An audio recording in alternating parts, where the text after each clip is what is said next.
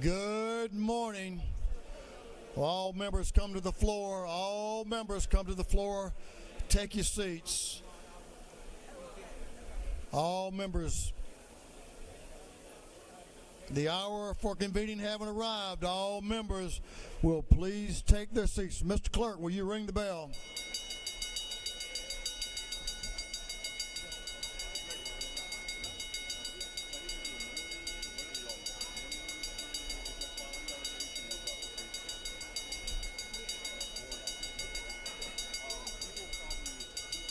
There's the switch.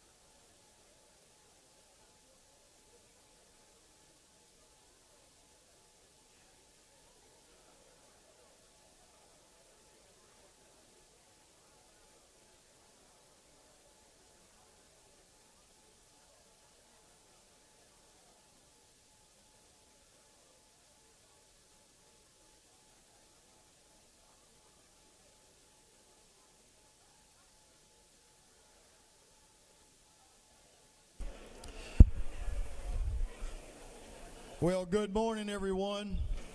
Appreciate you getting here timely, so we'll see if we can go ahead and get started.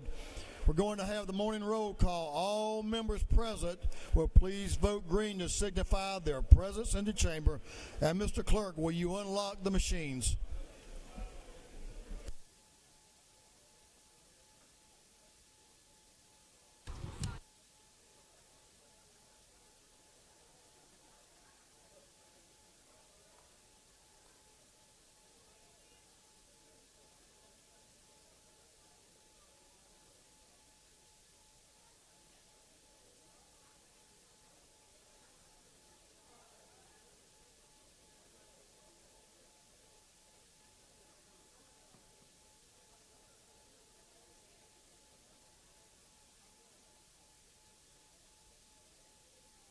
Have all members voted? All members. I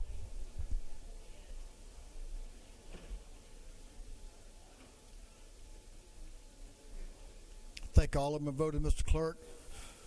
So, Mr. Clerk, will you please lock the machine? Well, good morning again. Good to see everybody on this Friday. Doorkeepers, will you please close the doors and keep them closed? As is our custom, we will begin our day with scripture reading and prayer by our chaplain, after which we will pledge allegiance to the flag of our country. Our chaplain this morning will be introduced by the gentleman from the 7th House District, Representative Johnny Chastain. Representative Chastain.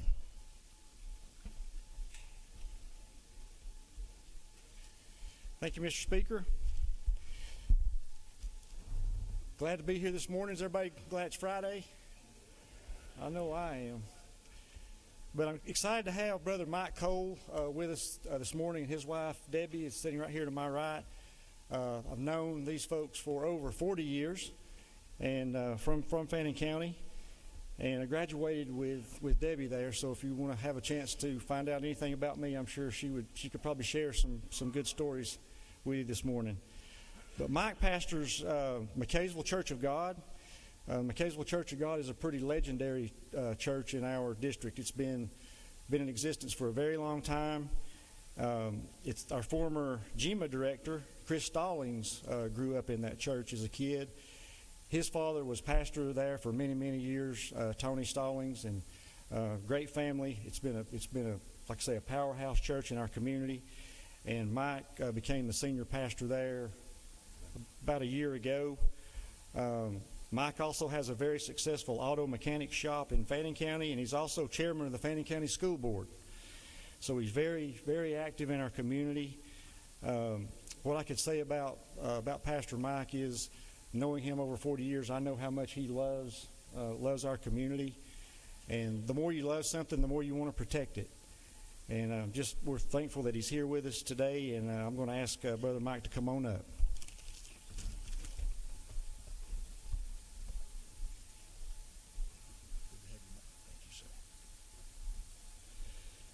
Well, good morning. I'm thankful to be here. I want to thank Representative Johnny Chastain for the great opportunity to come here, as well as I would like to thank Speaker John Burns for allowing me to speak this morning. I want to let you know that McKaysville Church of God has been blowing up my phone, praying for me, but you know who else they're praying for? They're praying for you. And so I'm excited to be here this morning. I'm going to read to you this morning from Ezekiel chapter 3, verses 10 through 15. And it's something that the Lord's really been dealing with me about. And so when I was asked, they told me I had 25 minutes. So I want to go ahead and get started. Moreover, he said to me, this is Ezekiel God is dealing with, and he's telling them to go set the captives free. Moreover, he said to me, Son of man, receive into your heart all my words that I speak to you, and hear with your ears, and go get the captives to the children of your people. I want to pause right there, because this is important for you to understand that sometimes we're going after people when God's saying go after the next generation. We got a generation coming behind that wants to hear from you. They want to see you and see your eyes. And so he says, speak to them and tell them, thus saith the Lord God, whether they hear or whether they refuse. You see, it's not up to them to take it, but it's up to you to say something about it. Then the Spirit lifted me up, and I heard behind me a great thunderous voice. Blessed is the glory of the Lord from his place. I also heard the noise of the wings of the living creatures that touched one another, and the noise of the wheels beside them, and a great thunderous noise. So the Spirit lifted me up and took me away, and I went in bitterness in the heat of my spirit.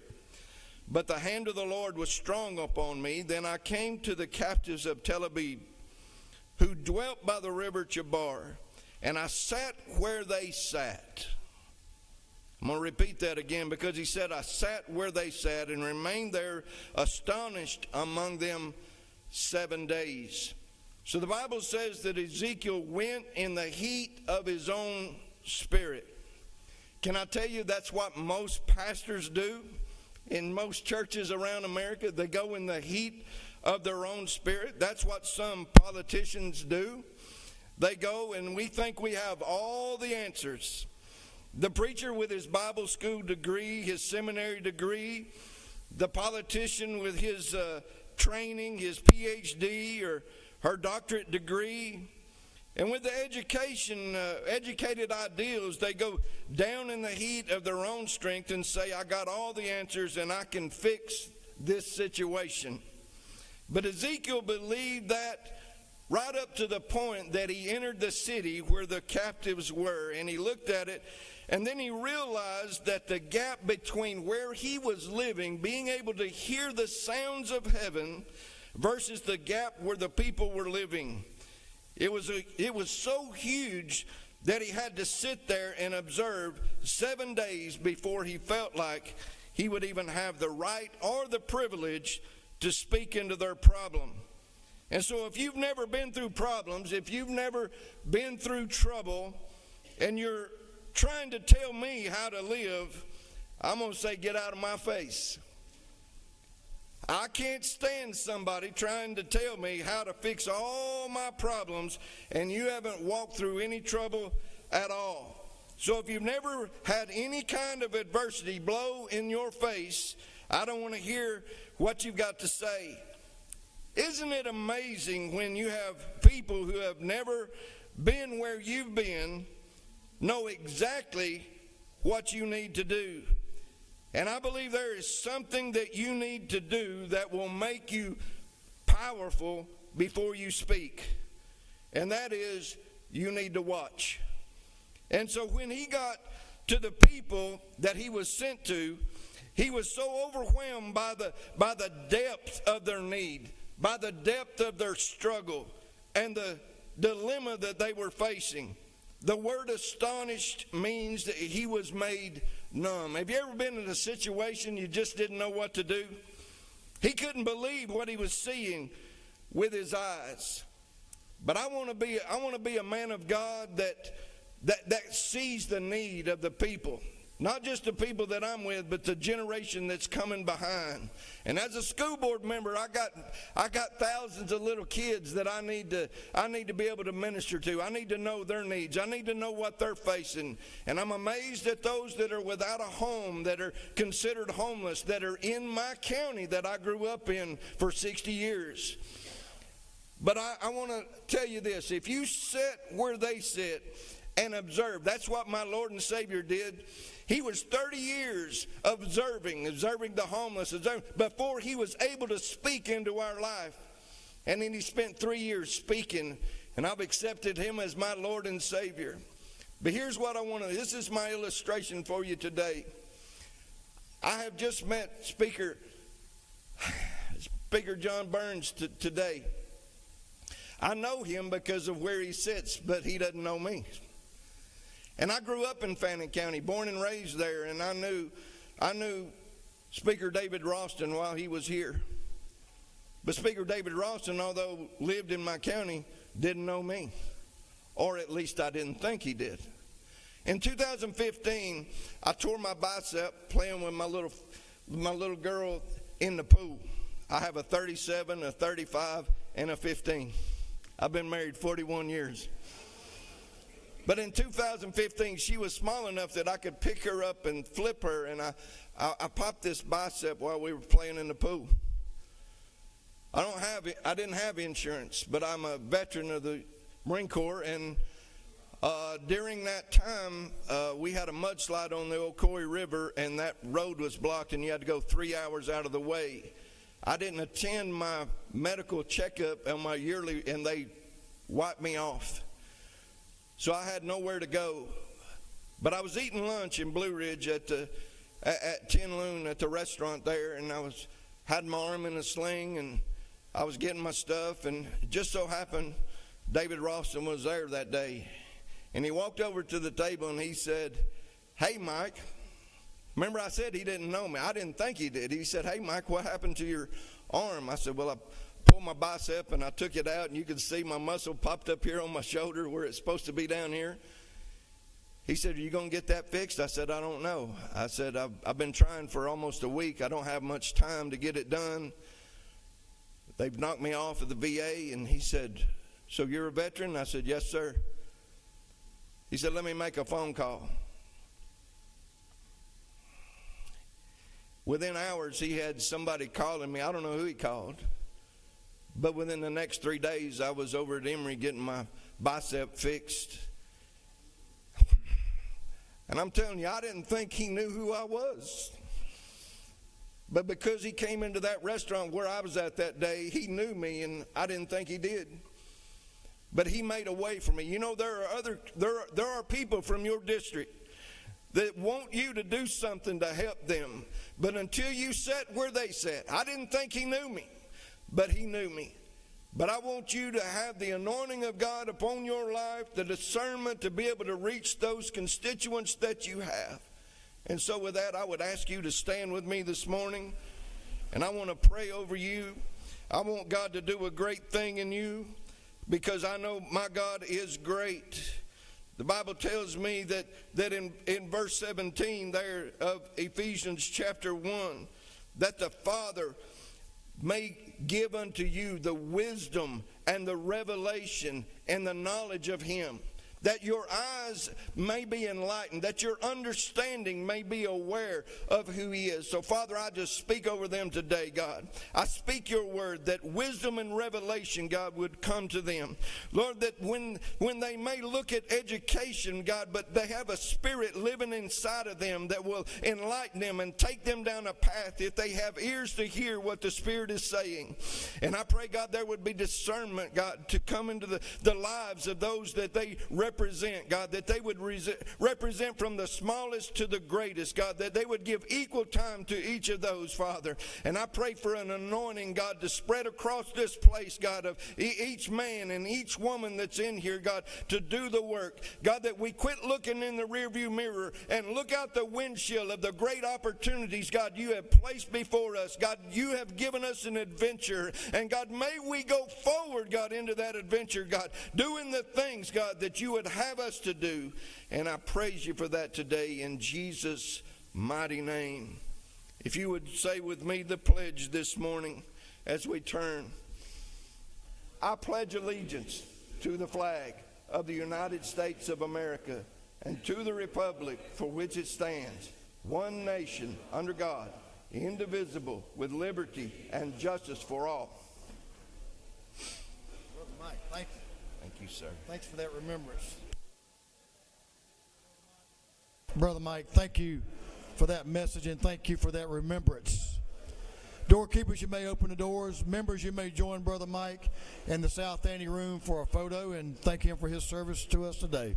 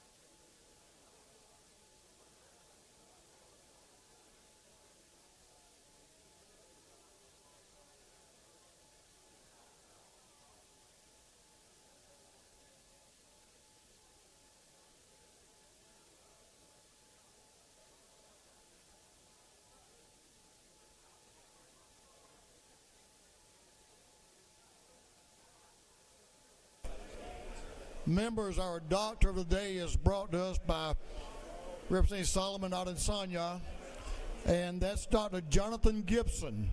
Dr. Jonathan Gibson. Thank Dr. Gibson for his service to us today. If you need his services, down in the care station on the first floor. Chairman Hilton, the chair of the Committee on Information and Audits, is recognized. Chairman Hilton. Thank you, Mr. Speaker. Your Committee on Information and Audits has read the journal the previous day and found it to be correct. Chairman Hilton, the chair of the Committee on Information and Audits, reports that the journal of the previous legislative day has been read and found to be correct. Is there any objection to dispense with the reading of the journal? Hearing none, the reading of the journal is dispensed with. Is there an objection to the confirmation of the journal? Hearing none, the journal is confirmed. Mr. Clerk, will you read the resolution establishing the order of business for the day?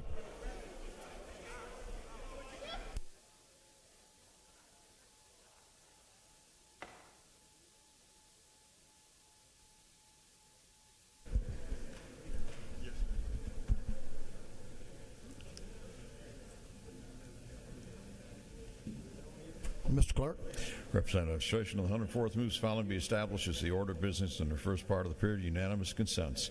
Introduction of bills and resolutions. First reading and reference of House bills and resolutions. Second reading of bills and resolutions. Reports of standing committees. Third reading and passage of uncontested local bills and resolutions. First reading and reference of Senate bills and resolutions. Morning orders. Is there any objection to the adoption of the resolution establishing the order of business for the day? Hearing none, the resolution is adopted. First reading of bills and resolutions, the clerk will read. House Bill 538 by Representative Chokas, the 151st, a bill being entitled an act to authorize the assessment and collection of a technology fee.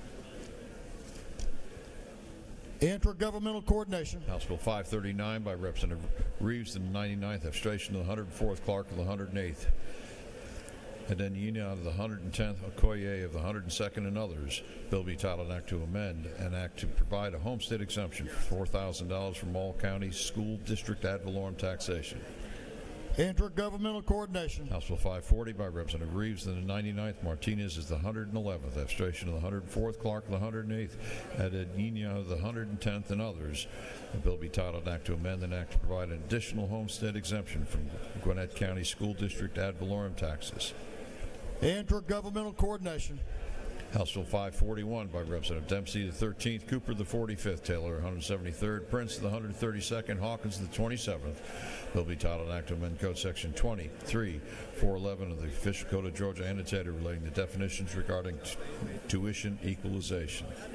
Higher education. House Bill 542 by Representative Berry, the 56th, Griffin of the 149th, Carter of the 93rd, Roman of the 97th, and Clark of the 108th. Bill be titled an act to amend Article 2, Chapter 2B, of Title 20 of the Official Code of Georgia annotated relating to promised scholarship accounts. Education. House Bill 543 by Representative Berry, the 56th, McQueen of the 61st, Bell of the 75th, Dawson of the 65th, Herring of the 145th. Bill be titled an act to amend Article 1 of Chapter 1 and Title 20 of the Official Code of Georgia annotated relating to general provisions relative to education.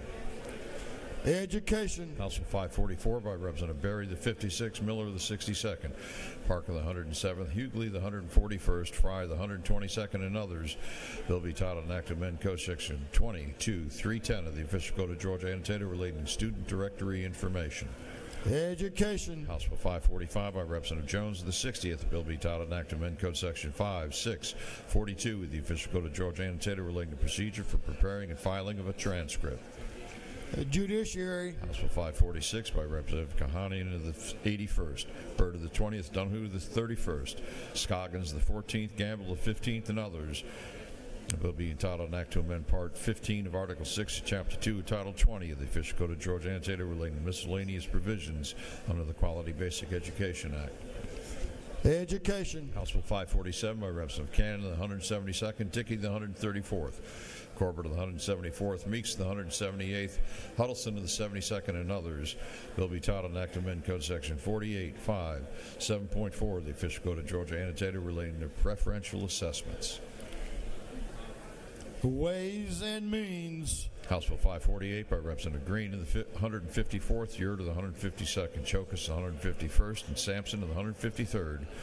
The bill be titled an act to amend the act creating the Albany-Doherty Inter-City Authority.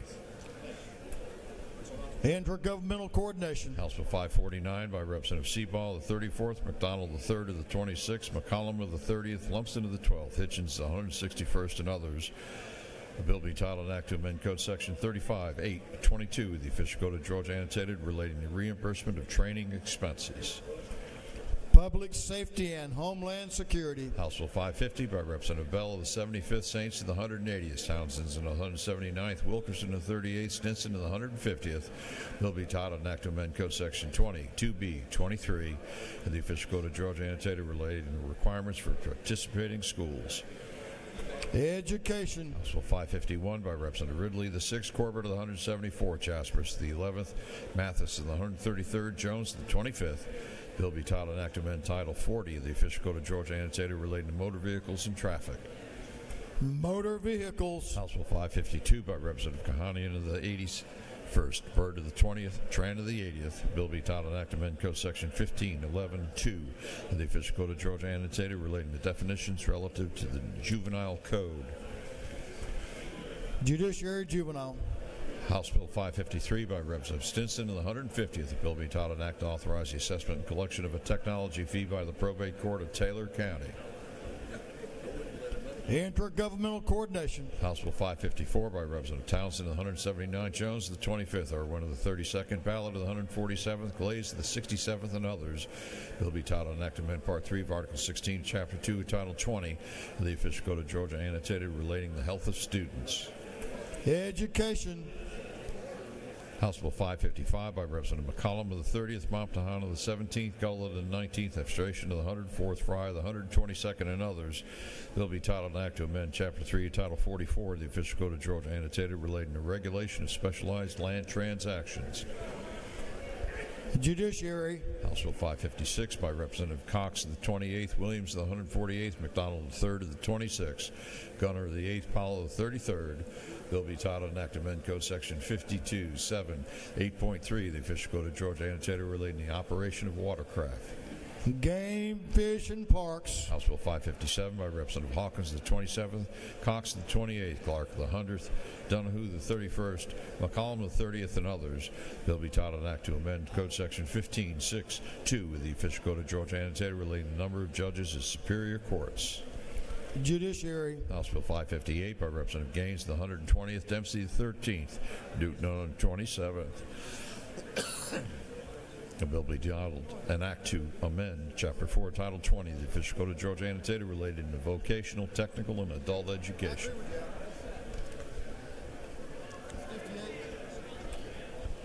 Higher education. House Bill 561 by Representative Taylor, 173rd, Stevens, 164th, Saints of the 180th, Green of the 154th, Buckner of the 137th, and others.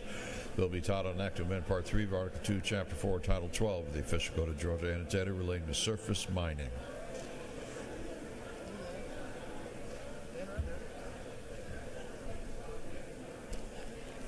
Natural Resources and Environment. House Bill 562 by Representative Taylor, the 173rd, Stevens, the 164th, Saints, the 180th, Green, the 154th, Buckner, the 137th, and others.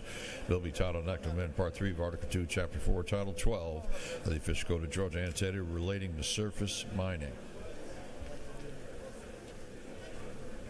Natural Resources and Environment. House Bill 563 by Representative Bennett of the 94th, Powell of the 33rd, Corbett of the 174th, Hughley of the 141st, Jones of the 143rd, and others. Bill be titled an act to amend Article 3, Chapter 2, Title 40 of the Official Code of Georgia, annotated, relating to prestige license plates.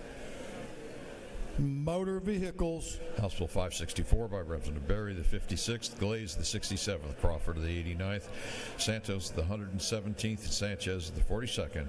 Bill be titled an act to amend Part 3 of Article 16 to Chapter 2 of Title 20 of the Official Code of Georgia, annotated, relating to the health of students. Education. House Bill 565 by Representative Townsend of the 179th, Franklin of the 160th, Leverett of the 123rd, Camp of the 135th, Hilton of the 48th. Bill be titled an act to amend Article 2, Chapter 7 of Title 48 of the Official Code of Georgia, annotated, relating to income tax imposition. Ways and Means. House Resolution 328 by Representative Bernal of the 77th, Scott of the 76th, Flournoy of the 74th. A resolution recognizing Chief Jeffrey E. Turner and dedicating a road in his honor. Transportation. Senate Bill 96 by Senator Eccles of the 49th, Hatchett of the 50th, Huffstetler of the 52nd, Payne of the 54th, Robertson of the 29th, and others. Bill be titled an act to amend various titles of the Official Code of Georgia, annotated so to modernize and update. Code Revision. Senate Bill 98 by Senator Cowser of the 46th, Strickland of the 42nd, Ginn of the 47th, Watson of the 1st, Kirkpatrick of the 32nd. Bill be titled an act to amend Title 29 of the Official Code of Georgia, annotated, relating to guardian and ward. Judiciary Juvenile. Senate Bill 102 by Senator Robertson of the 29th, Payne of the 54th, Huffstetler of the 52nd, Williams of the 25th, Albers of the 56th, and others. Bill be titled an act to amend Part 1 of Article 2, Chapter 12 of Title 16 of the Official Code of Georgia, annotated, related to gambling. Judiciary non-civil. Senate Bill 138 by Senator Dixon to the 45th, Stills to the 48th, Cowser to the 46th, Setzler to the 37th, and Anna Duarte to the 31st. Bill be titled an act to amend Chapter 31 and Title 36 of the Official Code of Georgia Annotated relating to incorporation of municipal corporations. Intergovernmental Coordination General. Senate Resolution 23 by Senator Cowser to the 46th, Gooch to the 51st, Kennedy the 18th, Albers the 56th, Beach the 21st. A resolution applying to the United States Congress to call a convention under Article 5 of the Constitution. Rules. That completes first readers.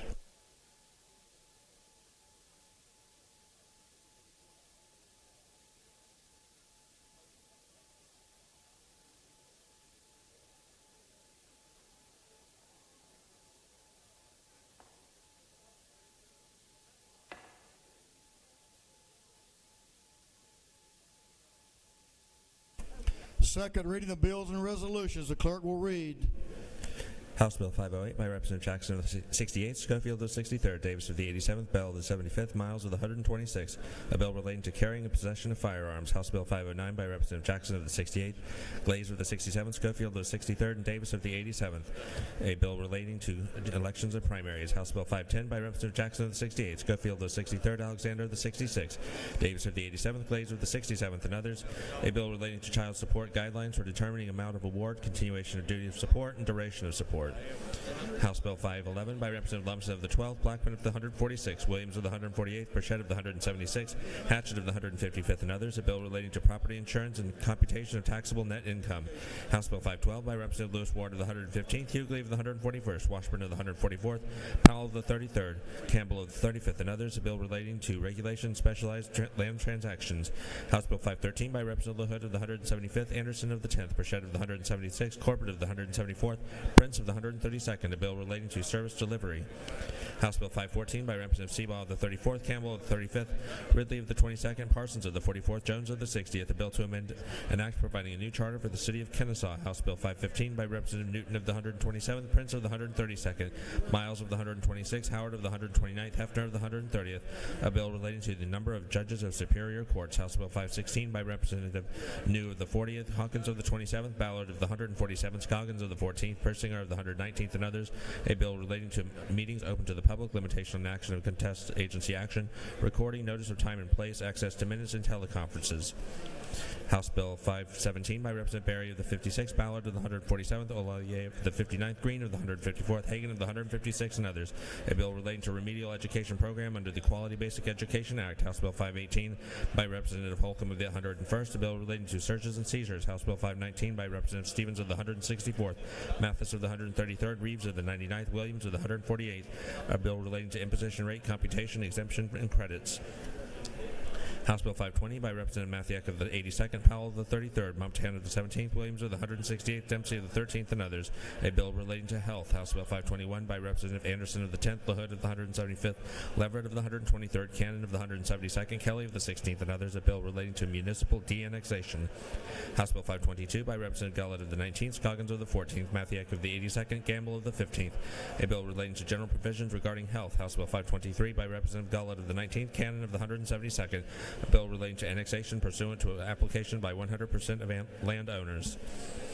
House Bill 524 by Representative Bell of the 75th, Mitchell of the 88th, McQueen of the 61st, Berry of the 56th, Ramon of the 97th, a bill relating to general provisions regarding public officers and employees. House Bill 525 by Representative Gullett of the 19th, Smith of the 18th, a bill relating to discovery. House Bill 526 by Representative Newton of the 127th, Stevens of the 164th, Buckner of the 137th, Washburn of the 144th, Petrie of the 166th, a bill relating to general provisions relative to ad valorem taxation of property.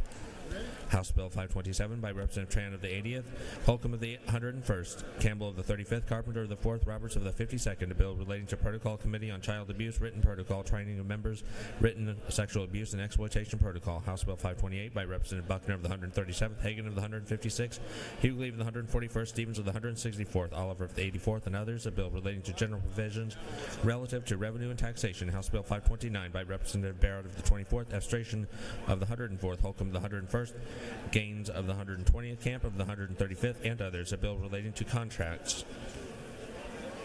House Bill 530 by Representative Leverett of the 123rd, Reeves of the 99th, Scoggins of the 14th, Kelly of the 16th, Oliver of the 84th. A bill relating to time, place, and procedure. House Bill 531 by Representative Reeves of the 99th, Leverett of the 123rd, Abstraction of the 104th, Gunter of the 8th, Silcox of the 53rd. A bill relating to judgments. House Bill 532 by Representative Deloach of the 167th. A bill relating to annual grant when state owns property and calculations. House Bill 533 by Representative Dempsey of the 13th, Holcomb of the 101st, Abstraction of the 104th, Wiedauer of the 121st, Smith of the 18th, and others. A bill relating to criminal procedure and General Assembly. House Bill 534 by Representative Jackson of the 68th and Glaze of the 67th. A bill to authorize the governing authority of the city of Fairburn to levy an excise tax. House Bill 535 by Representative Smith of the 18th, Hong of the 103rd, Leverett of the 123rd, Evans of the 57th, Miller of the 62nd. A bill relating to arrest or graduated sanctions for probationers violating terms, hearing, disposition of charges, and procedure when probation revoked in county other than that of conviction. House Bill 536 by Representative Jackson of the 68th and Glaze of the 67th, a bill to create the Public Facilities Authority of the City of Fairburn. House Bill 537 by Representative Blackman of the 146th, a bill relating to sales and use taxes. House Bill 559 by Representative Carson of the 46th, Crow of the 118th, Martin of the 49th, Buckner of the 137th, Cannon of the 172nd, and others. A bill relating to exemptions from sales and use tax. House Bill 560 by Representative Martin of the 49th and Blackman of the 146th, a bill relating to joint county and municipal sales and use tax. House Resolution 303 by Representative Williams of the 148th, a resolution recognizing Mr. Johnny Floyd and dedicating an interchange in his honor. House Resolution 304 by Representative Owl of the 50th, Cooper of the 45th, Hawkins of the 27th, Stevens of the 164th, Buckner of the 137th, a resolution creating the House Study Committee on the costs and effects of smoking. Senate Bill 45 by Senator Watson of the 11th, Hickman of the 4th, Goodman of the 8th, Anderson of the 24th, Kennedy of the 18th. A bill relating to preferential assessment for bona fide conservation use property and bona fide residential transitional property. Senate Bill 59 by Senator Watson of the 11th, Hickman of the 4th, Goodman of the 8th, Anderson of the 24th, Summers of the 13th, and others. A bill relating to preferential assessment for bona fide conservation use property and bona fide residential transitional property. Senate Bill 77 by Senator Hofstetler of the 52nd, Setzler of the 37th. A bill to provide a homestead exemption from City of Cartersville Independent School District ad valorem taxes. Senate Bill 89 by Senator Strickland of the 42nd, Hatchett of the 50th, Brass of the 6th, Beach of the 21st, Rhett of the 33rd, and others. A bill relating to income taxes. Senate Bill 137 by Representative Dixon of the 45th. A bill to be entitled to amend an act to incorporate the City of Mulberry. Senate Resolution 56 by Senator Watson of the 11th, Hickman of the 4th, Goodman of the 8th, Anderson of the 24th, Kennedy of the 18th. A resolution proposing an amendment to the Constitution so as to increase the maximum acreage to qualify for assessment and taxation as a bona fide conservation use property. Through second readers.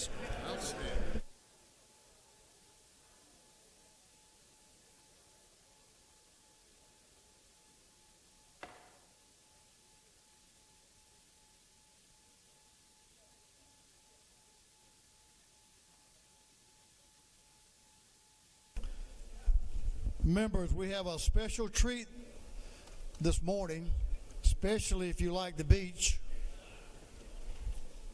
Just saying. Just saying. So this individual is pretty accomplished. He had good training to begin with, but he went on to serve as commissioner at DNR. He's now serving as director of the Jekyll Island Authority. But most importantly, a former member of this house, dear friend to many of us in this room. If you don't know him, you need to know him. He's really a fine individual and does a great job for us on the coast. And that's former Representative Mark Williams. Welcome back, sir.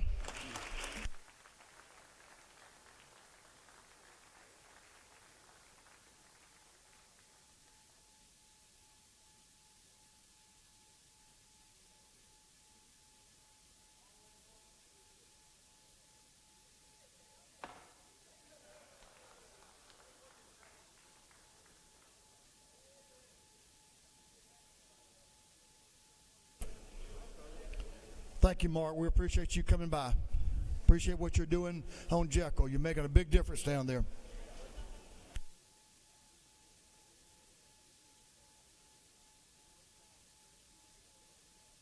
Reports of standing committees the clerk will read.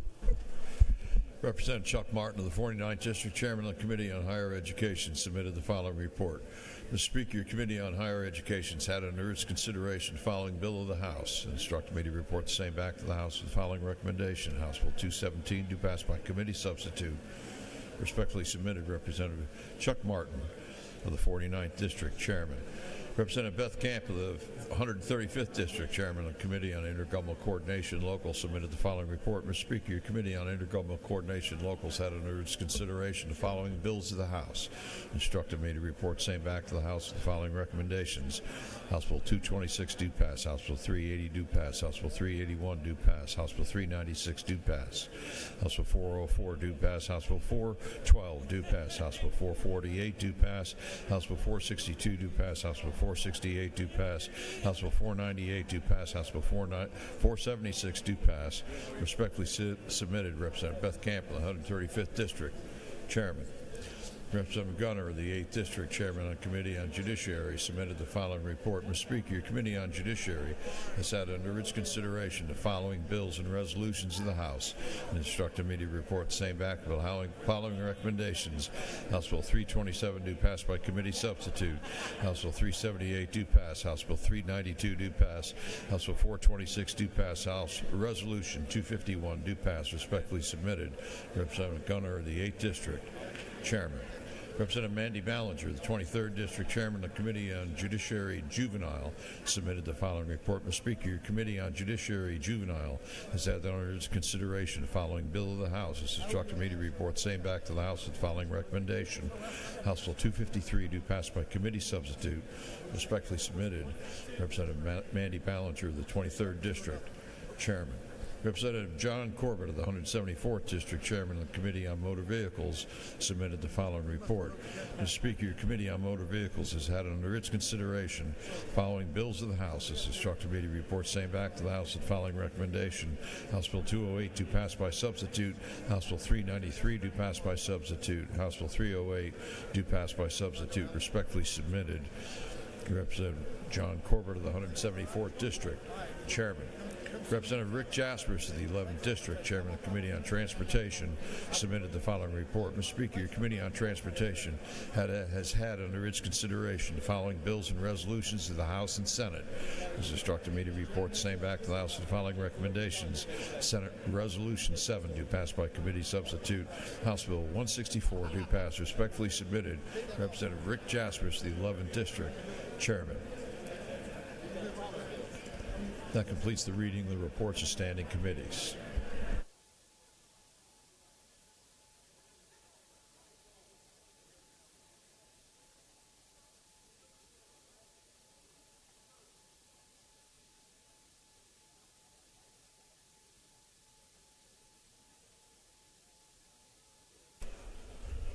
Members, if you'll come to your desk, we do have a local calendar this morning.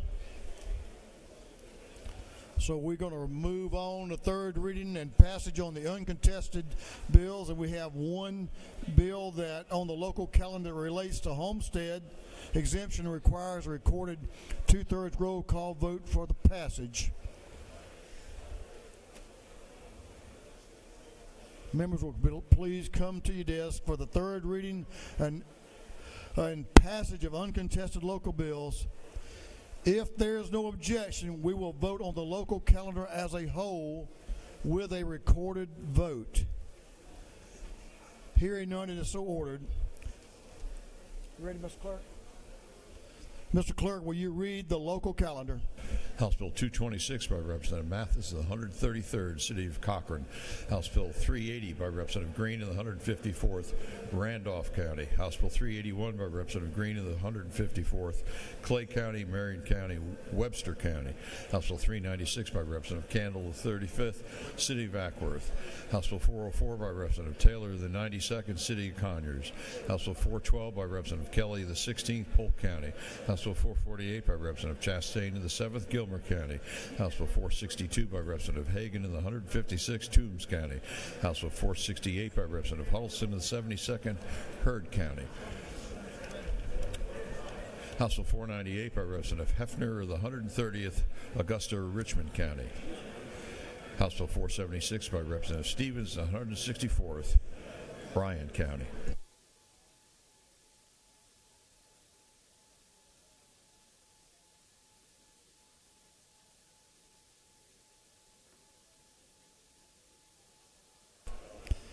Is there any objection to the previous question being ordered on the local calendar? Hearing none, the previous question is ordered. Is there any objection to agreeing to the report of the committee, which was favorable to the passage of the bills? Hearing none, the report of the committee is agreed to. Shall these bills now pass? Those in favor of the passage of the bills on the local calendar will vote yes. All those opposed will vote no. And Mr. Clerk, will you unlock the machines?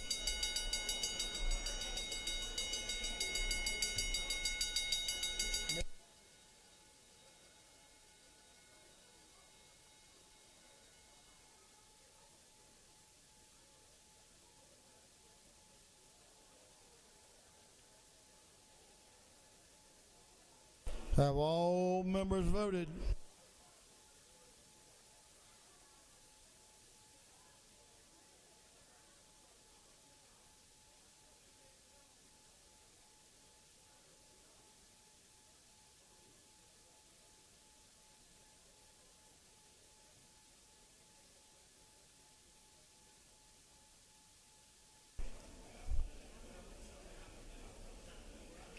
All members voted.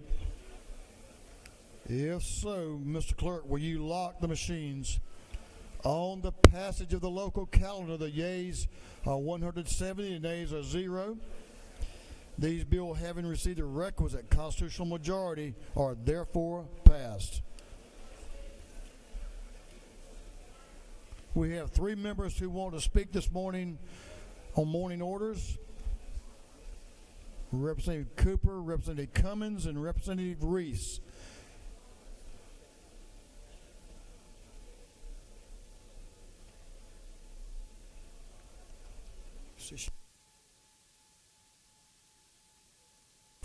We'll begin with, since I have eyes on him, are you ready? We'll begin with Representative Teddy Reese. Representative Reese, gentlemen, suspend just for a minute.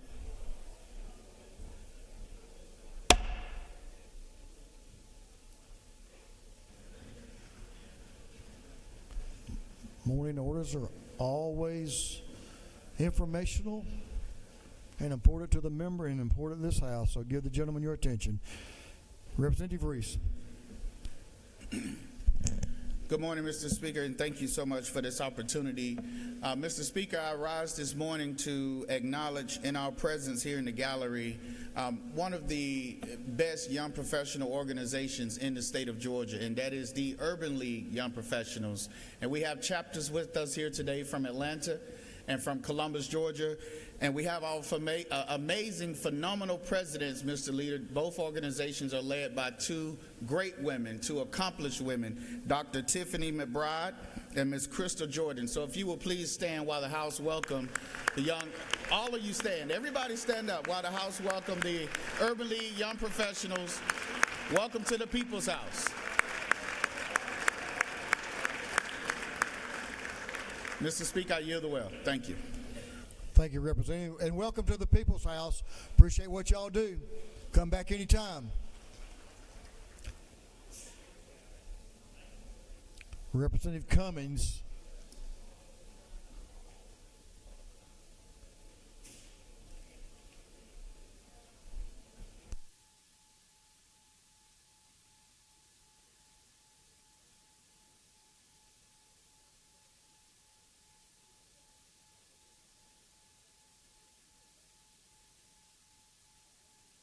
Representative Cummins is not able to do the morning order, so we're going to recognize Representative McQueen for the morning order. Ladies recognized. Thank you, Mr. Speaker. Can I get all members of the Cobb County delegation? Cobb delegation. Come on up. Ms. Cobb. Cobb delegation. Oh, there she is. Ms. Cobb, Ms. Team Cobb. There's Representative Cummins. There she is. Come on. You were working hard for the people. I know it. That's right. They just left your office.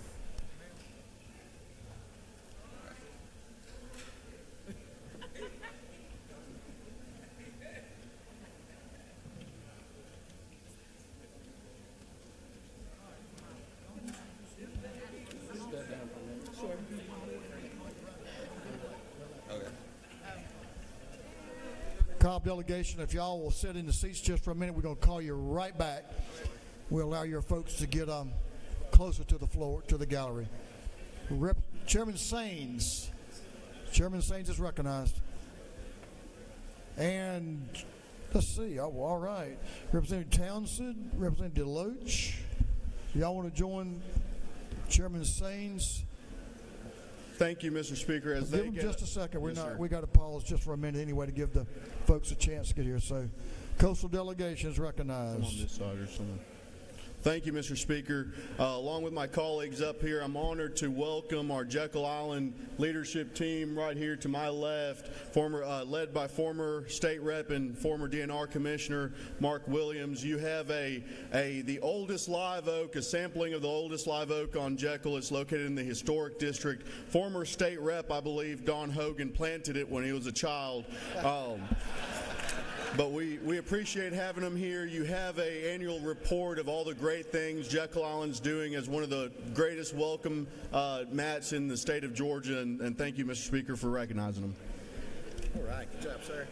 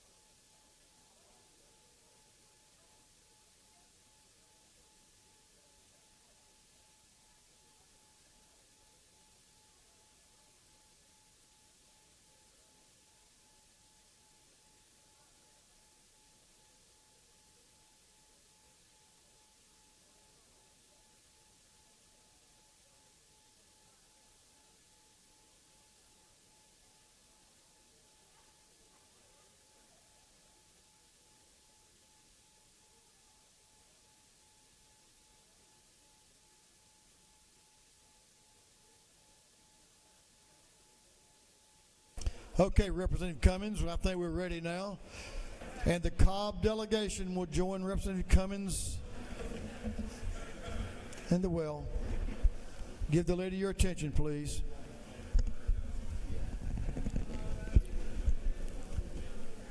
Is that everything? Give the lady your attention. Thank you. Good morning, everyone.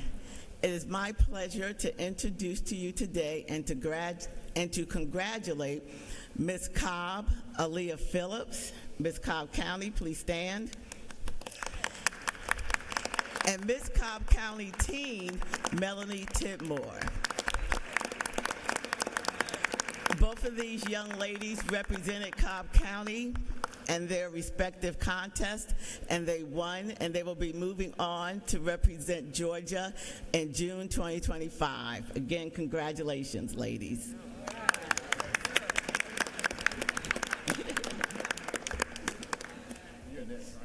Thank you, Representative. Good to have the Cobb delegation recognize Miss Cobb County and Miss Cobb County team. Love to take a photo with y'all.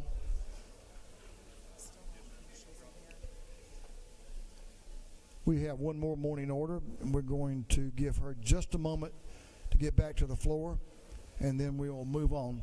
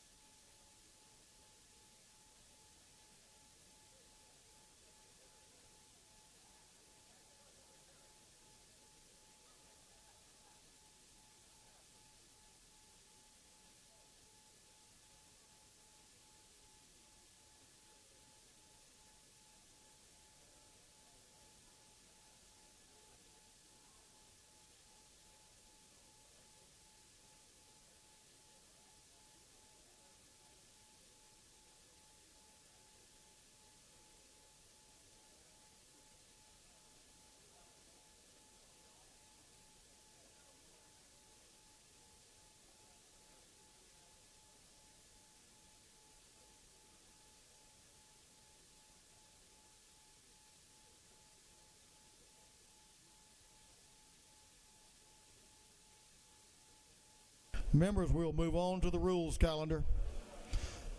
Good to have our friends and family and constituents on the floor and in the gallery.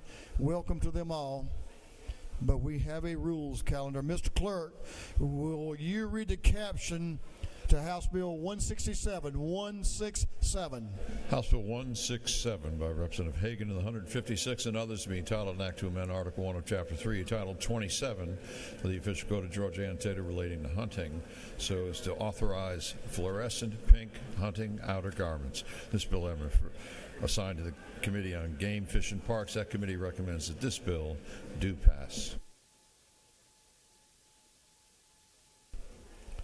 Chair Lady Hagan is recognized to present the bill. Have you presented this before? Like last year? Did it pass? Wait a minute. I don't think that mic's on. It passed? Yes, Mr. Speaker, it passed this House unanimously last year, I believe. Well, good luck again.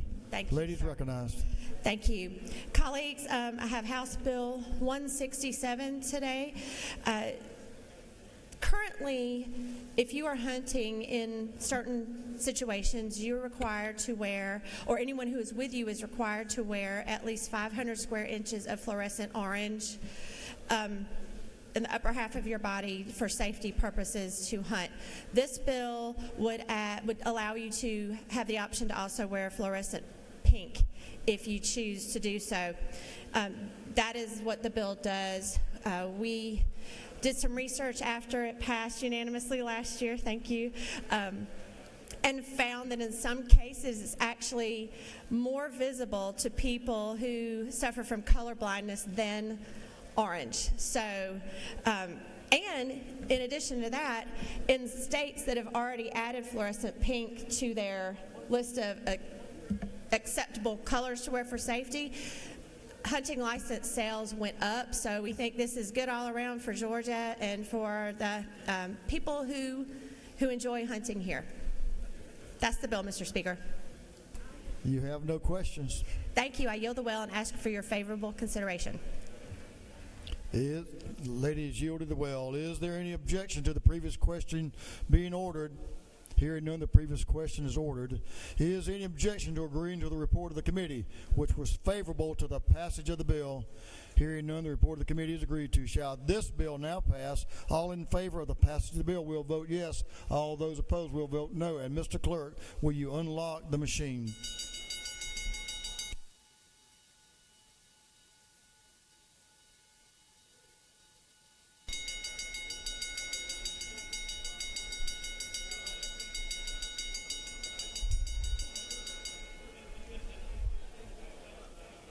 Have all members voted?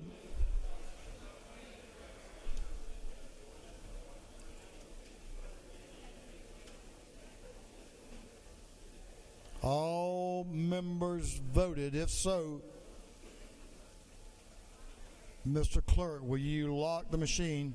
On the passage of House Bill 167, the yeas are 159.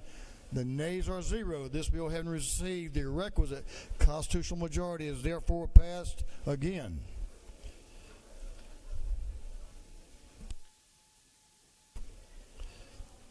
Mr. Clerk, will you read the caption to House Bill 58? House Bill 58 by Representative Richardson, the 125th, and others to be titled an act to amend Chapter 1 and Title 6 of the Official Code of Georgia annotated relating to general provisions relative to aviation, so as to authorize the adoption of local ordinances, resolutions, regulations, or policies that restrict the flight of unmanned aircraft systems over mass public gatherings. This bill has been referred to the Committee on Technology and Infrastructure Innovation. That committee recommends that this bill do pass by committee substitute. Representative Richardson, I appreciate your persistence, your attention, and you working through the process to make sure that you became a part of this family, part of this chamber, and you bided your time until you got ready for this bill, right? This is your first, second, or third bill? This is your first bill? Been in the well, but did you have a bill? No, sir. Oh, you didn't have a bill. I just wanted to make sure all your family was aware this is your first bill. You chose a good one too. Representative Richardson is recognized to present the bill. Thank you, Mr. Speaker. I come to you this morning to present House Bill 58. This bill is in response to concerns regarding operation of unmanned aircraft over certain gatherings of people. While FAA regulation addresses operation of drones over crowds, there are challenges for local authorities in providing enforcement of these regulations due to the lack of clear guidelines. That can lead to privacy and nuisance issues during events. This bill has been developed in partnership with others to provide a solution that is limited to a specific concern. The bill has also been designed so as to not create preemptive issues with FAA oversight of aviation issues. The bill defines a ticketed entertainment event for the purpose of creating a zone within which it will be a misdemeanor to operate a drone unless it meets one of the listed exceptions. The bill provides a 400-foot buffer from the event location and is in keeping with the existing FAA practice for some similar exclusions. There are exceptions allowed for persons whom have obtained consent, those who are operating under FAA authorization and within FAA regulations, employees of the event, and utilities conducting official business. I am open to questions if there are. Well, I think you explained it pretty well. I'm surprised if you have a question, but there's always one or two. So if the gentleman will yield, you have a question from the gentleman from the 16th to your left, Representative Kelly. Mr. Speaker, would the gentleman yield? Yes, sir. Representative Richardson, I think the Speaker made it pretty apparent this is your first piece of legislation that you've ever presented. Yes, sir, it is. And if you'll further yield for a couple questions, have you been in charge of this legislation throughout the process? Did you get the bill drafted and from the beginning? Yes, sir. Well, I notice here that we're not dealing with your original bill. We're dealing with a House Committee on Technology and Infrastructure Innovation substitute to the bill. So could you tell me what you had screwed up in your initial draft that the committee had to fix for you? Yes, sir. I didn't think I had done that mess up, sir, but there were other people that seemed to think that I had screwed it up. So in working with those people to try and meet the needs in future, maybe utilities or something, if there was a problem going on, that they could come in and operate over it. Well, I appreciate that explanation. I hope to get a further one from you the week we get out of here over in your hometown. Yes, sir. I understand your question, sir. Gentlemen, yield for maybe one or two more. Yes, sir. This gentleman should know about some technology issues. Representative Thomas is recognized for a question to your right. Thank you. Do you yield? Yes, sir. On line 47, it says authorized by federal regulations. Could you cite the CFR specifically that you're referencing? There's a pretty good list of those, and I think some of the folks in South Georgia would like to get home this afternoon. Thank you. Thank you for the question. Let's get one from the coast, see what he's got on his mind over here. Representative Saines is recognized for a question. Does the gentleman yield? Yes, sir. Just to better understand ticketed entertainment events, the gentleman seems to have a lot of experience in life and in this bill. What was your favorite ticketed entertainment event you've ever attended? Some of my favorite ticketed events are some that Mr. Kelly enjoys attending also. And so, and I think he may have referenced a ticketed event in his comments a little bit ago. So I enjoy those ticketed events also.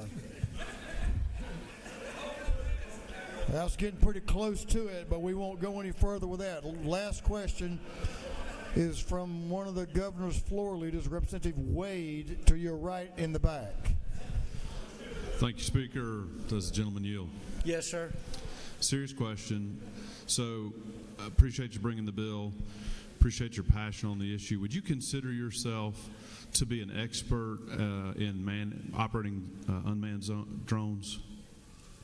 Sir, I would definitely not consider myself an expert in very many things, and operating a drone is surely one of those things. All right. And would the gentleman yield for one last clarification? Yes, sir. I would. Do you think, since this is your first bill, that you feel like you've been flying blind? Absolutely, pretty much flying blind, sir, and in reverse. You did a great job. Would gentlemen yield for one more? I have a question. Yes, sir. Have you ever flown on a drone? No, sir, I haven't. Did you expect to fly on a drone anytime soon? No, sir, I do not. Well, you better buckle up your seatbelt because it's coming. You have no further questions. Thank you, Mr. Speaker. I yield well. Good job, Representative Williamson. Gentlemen, has yielded well. Is there any objection to the previous question being ordered? Hearing none, the previous question is ordered. Is there any objection to adopting the committee substitute? Hearing none, the committee substitute is adopted. Is there any objection to agreeing to the report of the committee, which was favorable to the passage of the bill? Hearing none, the report of the committee is agreed to. Shall this bill now pass? All in favor of the passage of the bill will vote yes. All those opposed will vote no. And Mr. Clerk, will you unlock the machine?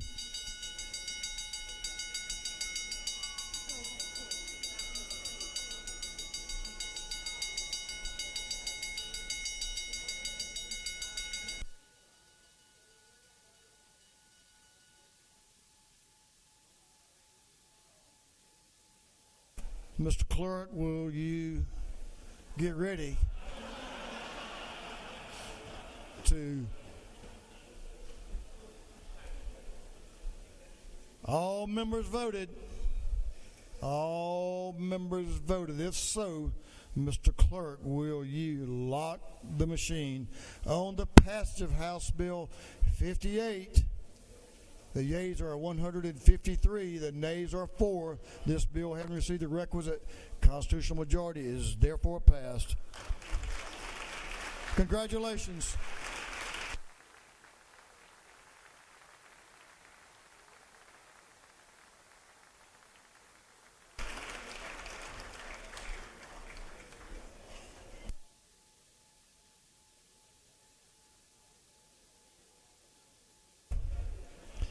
Mr. Clerk, will you read the caption to House Bill 192?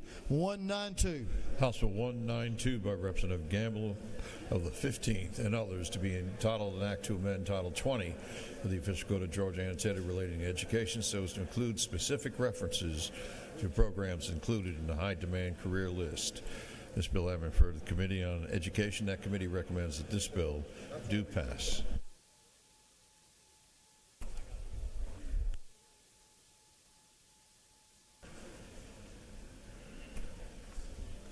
Gentleman from Cartersville, Representative Gamble, is recognized to present House Bill 192. Representative Gamble. Thank you, Mr. Speaker. Members, I rise today to present to you House Bill 192, which is the top state for talent bill dealing with the high demand career initiative offered as a part of Governor Kemp's legislative priorities.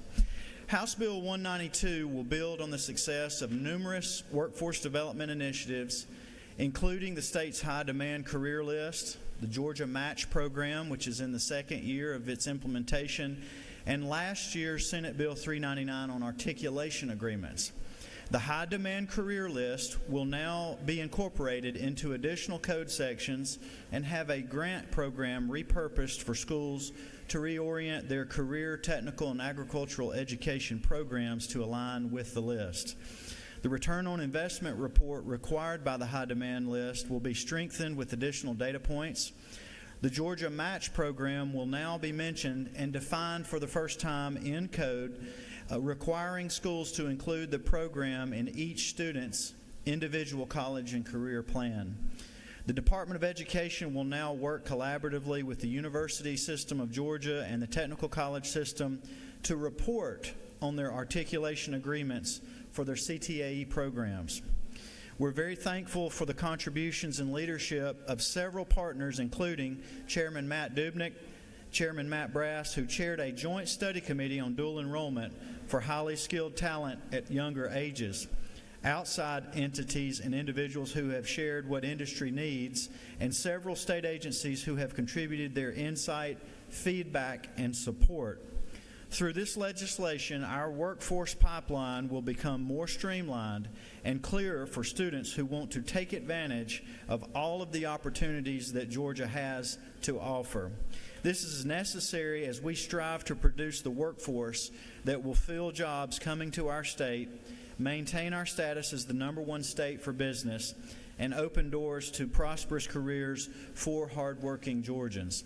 That is, in essence, the bill, Mr. Speaker, and I'm happy to answer any questions that there may be as it relates to House Bill 192. I think this one will relate. If your gentleman's going to yield for a question, did I hear him say that? Yes, sir, I yield. Representative Rice, to your left, way to the left. Look, yes, is recognized. Representative Rice. Thank you, Mr. Speaker. Does the gentleman yield? I yield.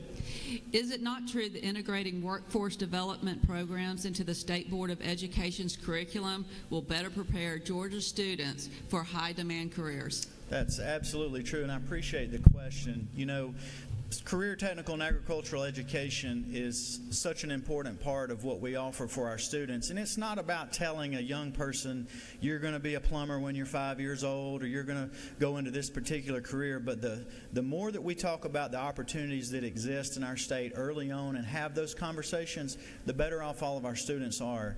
And that's the essence of what we're trying to do here, is to align our workforce development initiatives and make sure that we're being as effective as we can in terms of educating our students in the state. But I absolutely agree with you.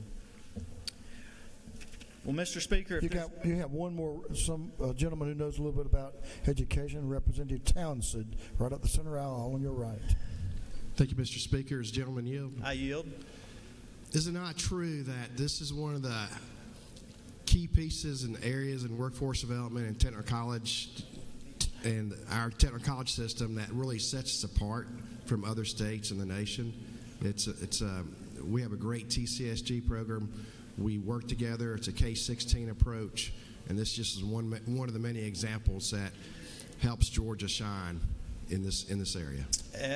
Absolutely, and to my friend from the coast, you know, that's one great thing about our career and technical education opportunities in the state is we have always, for a very long time, led in this space, whether it's at the K-12 level or with our technical colleges.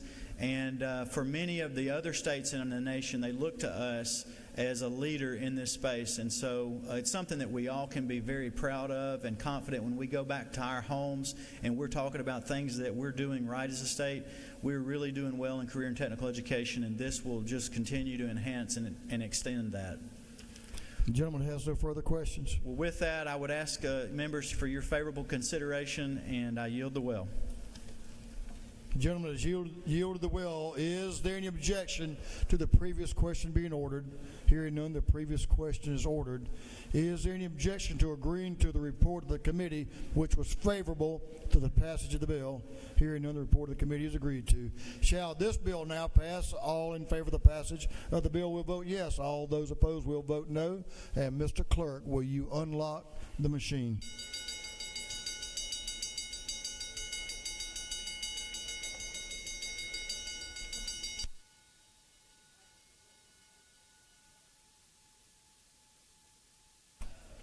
Have all members voted?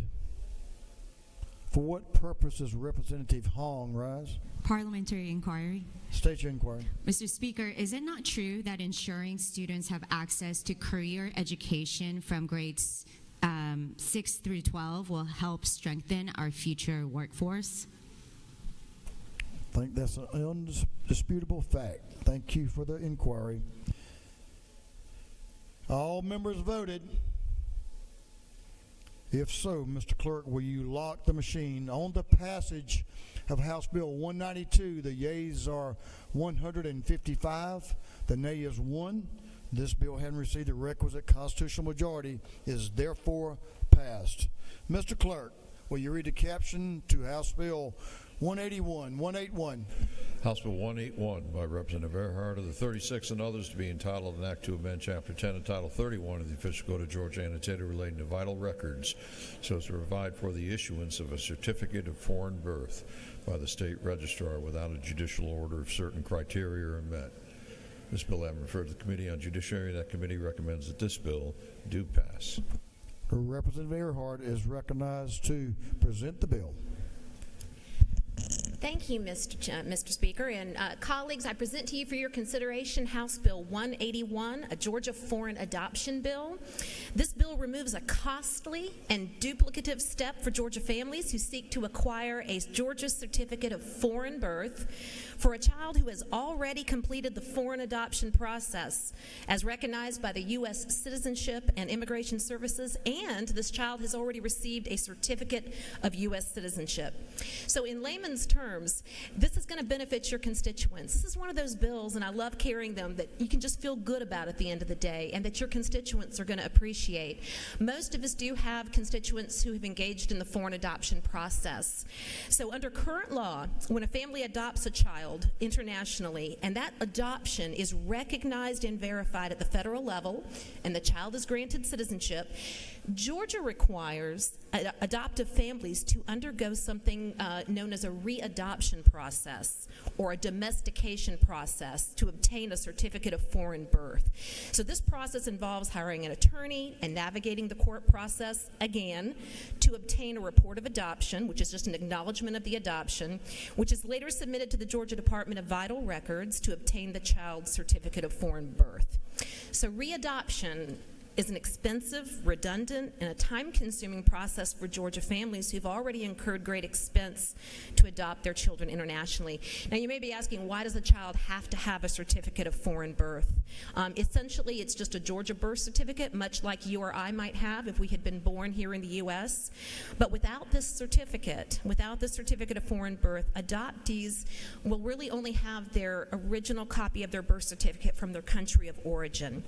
That can present challenges to them throughout their life when they are looking to use a birth certificate for identification purposes. Some entities may not recognize these certificates, and they're also very difficult to replace. So adoptive families that adopt children internationally are encouraged to go for and get a certificate of foreign birth for their children. Now, the bill, what it does is it eliminates that duplicative step.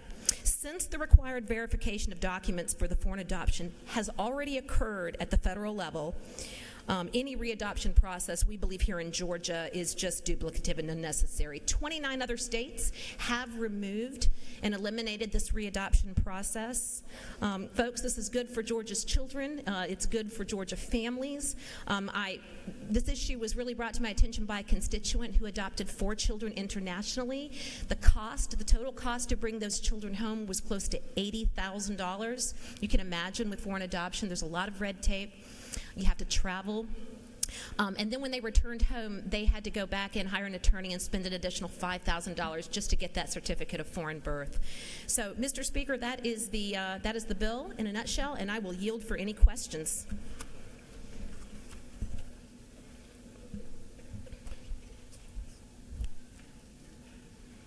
Lady has no questions. All right. If so, Mr. Speaker, I'll yield the well. You must have done a great job there. I was listening. Lady has yielded the well. Is there any objection to the previous question being ordered? Hearing none, the previous question is ordered. Is there any objection to agreeing to the report of the committee, which was favorable to the passage of the bill? Hearing none, the report of the committee is agreed to. Shall this bill now pass? All in favor of the passage of the bill will vote yes. All those opposed will vote no. And the clerk, Mr. Clerk, will you unlock the machine?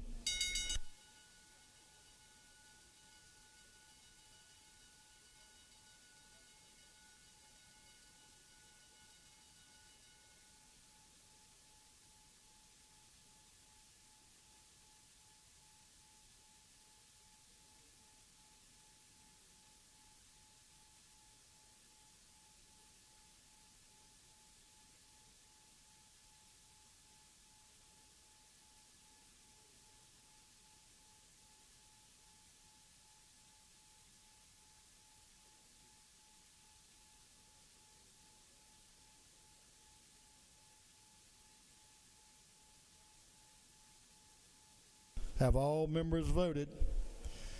All members voted. If so, Mr. Clerk, will you lock the machine? On the passage of House Bill 181, the yeas are 154, the nays are 0. This bill, having received the requisite constitutional majority, is therefore passed. Mr. Clerk, will you read the caption to House Bill 283? 283. House Bill 283 by Representative Neal of the 79th and others be titled an act to amend Code Section 4013 2.1 of the Official Code of Georgia annotated relating to signature on citations required, effective failure to sign, exemptions for out-of-state drivers, and electronic capture of signature. This bill having referred to the Committee on Motor Vehicles, that committee recommends that this bill do pass. The lady from Clayton County, Representative Neal, is recognized to present House Bill 283. Thank you to the Speaker. Proceed. Thank you, sir. Thank you to the Speaker. Thank you to this body for the continued support. I present to you House Bill 283, the traffic signature bill. We have done this dance before. Thank you to this body for passing this bill overwhelmingly last year as it made its way through this House. It also moved through the Senate, and it was left in Senate rules last year. This bill essentially is designed to do a few things: reduce negative encounters between law enforcement officers and citizens, save taxpayer dollars, free up law enforcement for more high-priority calls, and ensure that everyone goes home at the end of the night. All this bill does is codifies into law the ability for law enforcement to write refuse to sign on a ticket in instances where they encounter a citizen who does not agree with a charge, or understanding the fact that some citizens don't quite understand that signing a ticket is not an admission of guilt, and allows officers to take this safer route if they feel it would make them feel more safe and get home at the end of the night. Thank you to my bipartisan co-sponsors and to my external law enforcement supporters of this bill: Georgia Chiefs of Police, GMA, ACCG, Georgia Department of Public Safety, the troopers. And with that, Mr. Speaker, if I don't have any questions, I yield the will. You have a question, if you'll take one. I will. Representative Reeves, to your right, has a question. Thank you, Mr. Speaker. Would the gentlelady yield for a question? Of course, to my friend. Is it not true that you have been a police officer, you've worked on this bill for a long time, and this bill will de-escalate situations on the roadside and keep public safety? Absolutely. We want everybody going home at the end of the night. Thank you. Thank you. The lady has no further questions. Thank you. I ask this body for your favorable consideration. Good job. The ladies yielded the well. Is there any objection to the previous question being ordered? Hearing none, the previous question is ordered. Is there any objection to agreeing to the report of the committee, which was favorable to the passage of the bill?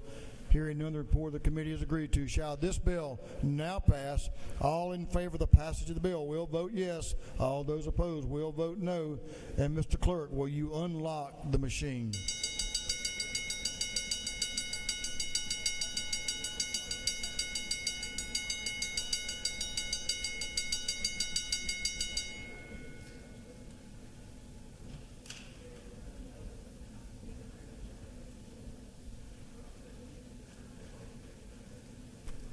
Have all members voted? All members voted.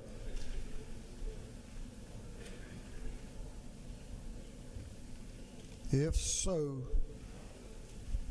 the clerk will lock the machine. On the passage of House Bill 283, the yeas are 155, the nays are 6. This bill, having received the requisite constitutional majority, is therefore passed. Congratulations. Again,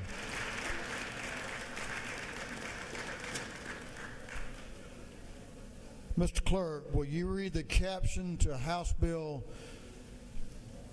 205? House Bill 205 by Representative Clark of the 100th and others to be entitled an act to amend Chapter 1 of Title 6 and Article 2A of Chapter 3 of Title 38 of the Official Code of Georgia annotated, relating to general provisions relative to aviation and the Board of Homeland Security, respectively, so as to provide for the development of a list of approved unmanned aircraft systems for use. This bill has been referred to the Committee on Public Safety and Homeland Security. That committee recommends that this bill do pass by committee substitute. Are you ready, Representative Clark? I see you have an adoring audience up in the gallery. We'll welcome your lovely wife, Courtney, and the beautiful Miss Madison to be with us. Thank y'all for being here and observing your husband and your dad as he presents the bill.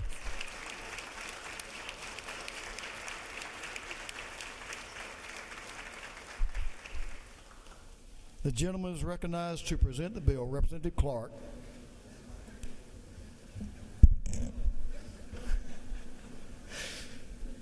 Thank you, Mr. Speaker. And to all my colleagues, I'm excited to bring before you today House Bill 205.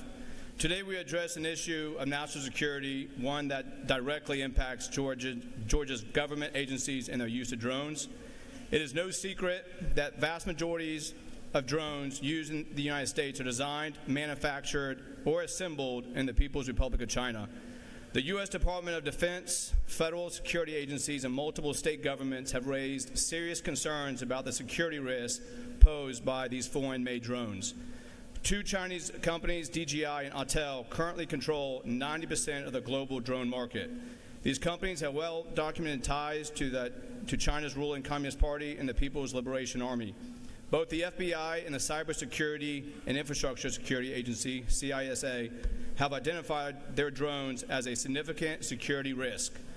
Why is this a problem? These drones have the capability to store and transmit data. Under Chinese law, companies must share their data with the government. This means that Chinese government agents could access sensitive information collected by these drones, potentially without the knowledge of their U.S. users. This is why House Bill 205 is so important. What does this bill do? This legislation directs the Georgia Emergency Management and Homeland Security Agency to work alongside the Department of Administrative Services and security experts to develop a list of cleared drones that are deemed safe and secure against hacking or unauthorized data transmission. And here's what this bill requires: that GEMA and Homeland Security Agency must compile and maintain a cleared list of drones that meet strict security standards. State and local agencies are encouraged to purchase drones only from this cleared list. Beginning January 1, 2028, state and local agencies will be prohibited from acquiring drones that are not on this list. And no later than December 1, 2025, GEMA and Homeland Security Agency must develop and publish this list of approved drones for use within Georgia. This list must be developed in coordination with the Department of Administrative Services and after consulting with experts in data collection and privacy. To be included on this list, drones must comply with Federal Aviation Administration standards, be cleared for use by the U.S. Department of Defense, and meet the security requirements of the Federal National Defense Authorization Act. What this bill does not do, this legislation does not ban drones outright. Instead, it ensures that drones used by our government agencies can be rendered safe from foreign interference. And the key requirement is simple: drones must not be capable of transmitting data to unauthorized parties. Why this matters: House Bill 205 is a proactive step towards securing Georgia's critical infrastructure and protecting our sensitive data by ensuring that only safe and secure drones are used by state and local agencies. We are strengthening Georgia's defense against foreign threats. I urge you to support this bill and help safeguard our state's interests. With that, I'll be glad to take any questions, Mr. Speaker.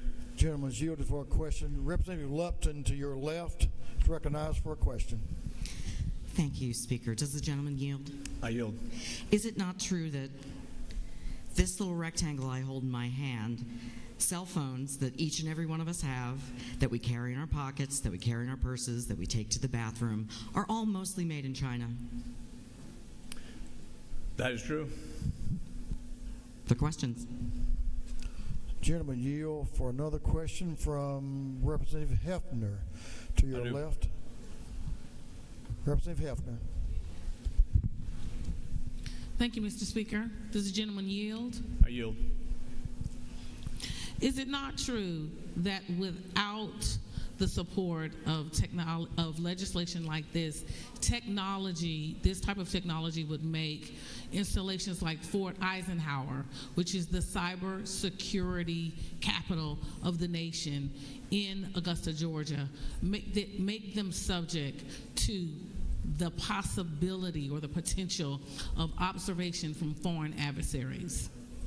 That is definitely true. Thank you, sir, for bringing this legislation. Thank you, ma'am. Right in front of you, Minority Leader Representative Hughley is recognized for a question. Thank you, Mr. Speaker. Does the gentleman yield? Yes, ma'am. This is just for information because I don't know the answer to this. Are there any local governments that are operating entities that would be in violation of what we're trying to do now, or is this just to make sure that they don't? So at the end of 2025, there'll be a list. Because right now, I mean, there are probably a number that have the drones that would be put on the list, and that would be updated at the end of this year. They would know going forward, starting in 2028, the first of the year, that those will be banned. But it gives them time also to say, there was some discussion. I've had calls come in, about investments that have happened in drones that are being used by our agencies here in Georgia. But the average lifespan is 3 years. So it's giving that ample time for them to get in compliance. So does the gentleman further yield? Yes, ma'am. So what I'm hearing you saying is that even though there may be some that will be banned if we pass this, the effective date is such that that will be beyond the useful life of the ones that are in effect now. Is that what you're saying? Yes, ma'am. It should be right there on that average lifespan of these drones. So that's why we gave that 3-year gap to get in compliance. And I know also there is discussion up in D.C. talking about outright banning some of these certain drones that are on the list. And so I think what this is doing is showing Georgia's leading, collaborating with the federal government. We're having a voice to sit down, talk, discuss this. Because there's a lot of movement in these drones, just like AI. Every day, and especially with this war in Ukraine, you're having like 100,000 drones on the Russian side and on the Ukraine side going at each other. And so a lot of technology is speeding up real fast. Also, like air gapping, sandboxing, where it can secure even some of these drones that might be on the ban list. We might have the technology to be able to still use them, but then stop the transmitting of data. But this is a moving thing that's going on with these drones, and it's just us coming with the federal government, working with them on this list, and then we will fall in compliant with the federal government, with the Department of Defense. Hopefully that answers your question. Representative New to your right has a question. If the gentleman would yield. Representative New is recognized for a question. I yield. Thank you, Mr. Speaker. Does the gentleman yield? Yes, ma'am. All right. Is it not true that House Bill 205 ensures that state agencies purchase only vetted and secure unmanned aircraft systems that meet federal and state security standards to protect critical infrastructure and government operations. Yes, ma'am. You're right on point. Thank you. Thank you. The gentleman has no further questions. Thank you, Mr. Speaker. With that, I yield the well and ask for your favorable consideration of House Bill 205. Thank you.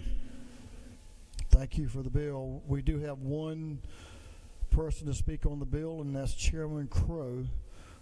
I think this bill came out of your committee. Representative Crow is recognized to speak to the bill.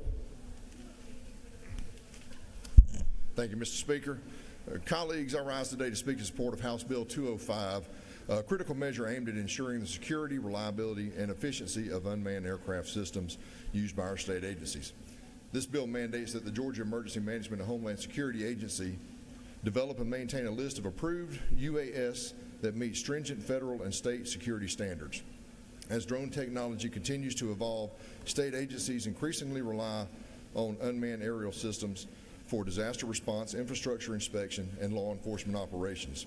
However, concerns regarding cybersecurity vulnerabilities, foreign interference, and operational safety necessitate a standardized approach. House Bill 205 addresses these concerns by ensuring that only drones meeting Federal Aviation Administration standards, Department of Defense security protocols, and national cybersecurity safeguards are utilized in official state capacities. Under this legislation, by December 1st of 2025, GEMA and Homeland Security will establish an approved list of unmanned aerial systems for use by state agencies, and beginning in January 1st, 2028, state entities will be prohibited from purchasing non-approved drones, reinforcing our commitment to securing critical infrastructure and safeguarding sensitive government operations. Importantly, this bill does not restrict private individuals or businesses from purchasing or operating drones of their choosing on private property. By supporting House Bill 205, we are taking a proactive step to modernize Georgia's approach to drone technology while maintaining the highest security and operational standards. I urge my colleagues to join me in passing this measure to protect our state's interest and ensure a safe and efficient use of unmanned aircraft systems.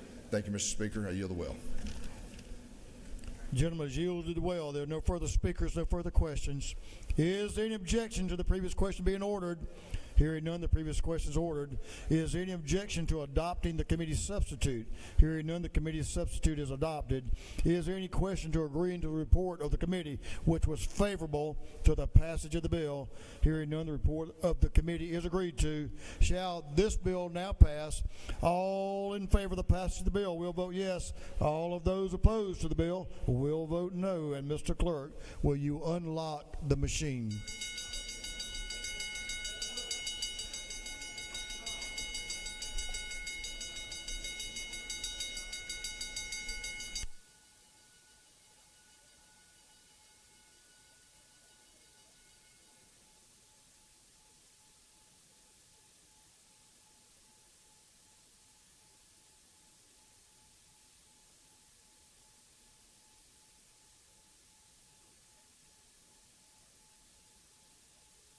Have all members voted?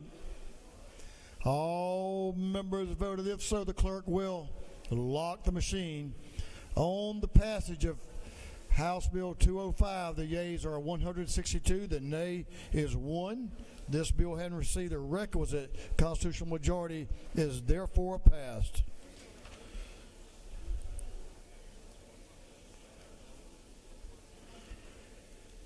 Members, we're going to take up a bill now. We want our brethren on the other side of this building to acknowledge their Representative Huddleston that we're taking up a Senate bill. We hope they'll do the same on some House bills over there. So we want to get this session started on the right foot. So, Mr. Clerk, will you read a caption to Senate Bill 16? Senate Bill 16 by Senator Brass of the 6th. Be entitled an act to amend Chapter 11 of Title 45 of the Official Code of Georgia annotated relating to miscellaneous offenses concerning public officers and employees so as to modify provisions relating to public officials engaging in the bail bond business. This bill then referred to the Committee on Governmental Affairs. That committee recommends that this bill do pass. Representative Huddleston, you're going to tell me you perfected the language that came over from the Senate. Is that what you're going to tell us? Good work.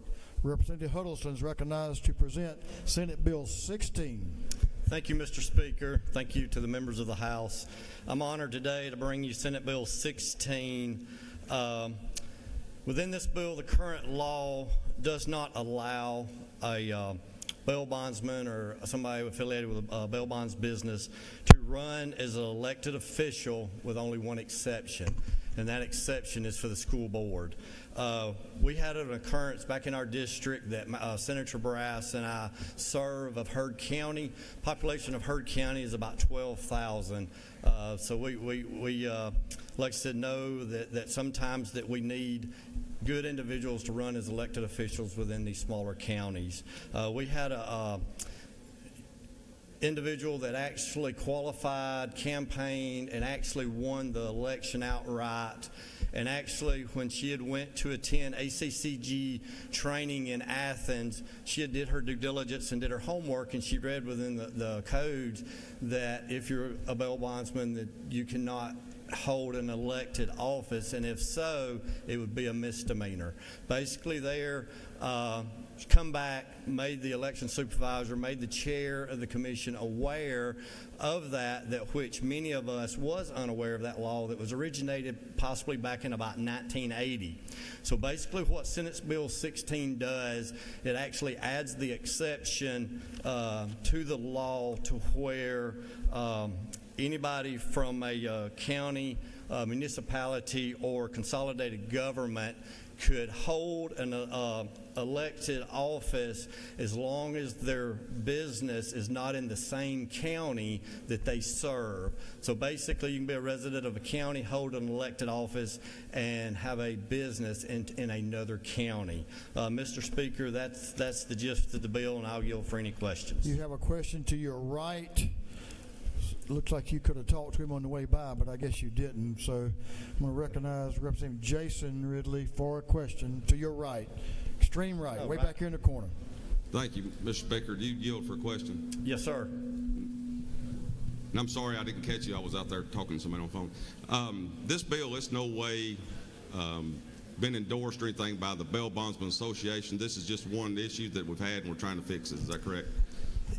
That is correct. Basically, it's not of one issue. It had been within this being brought to the attention. Like I said, it was occurrence in our district, but since then, basically, I have heard of other occurrences where two ways is where others may have known of the law and was not allowed to serve in that elected office. But I've also heard that there was a number of individuals possibly that had served for years in an elected office and was unaware of the law. Okay. Thank you. Thank you.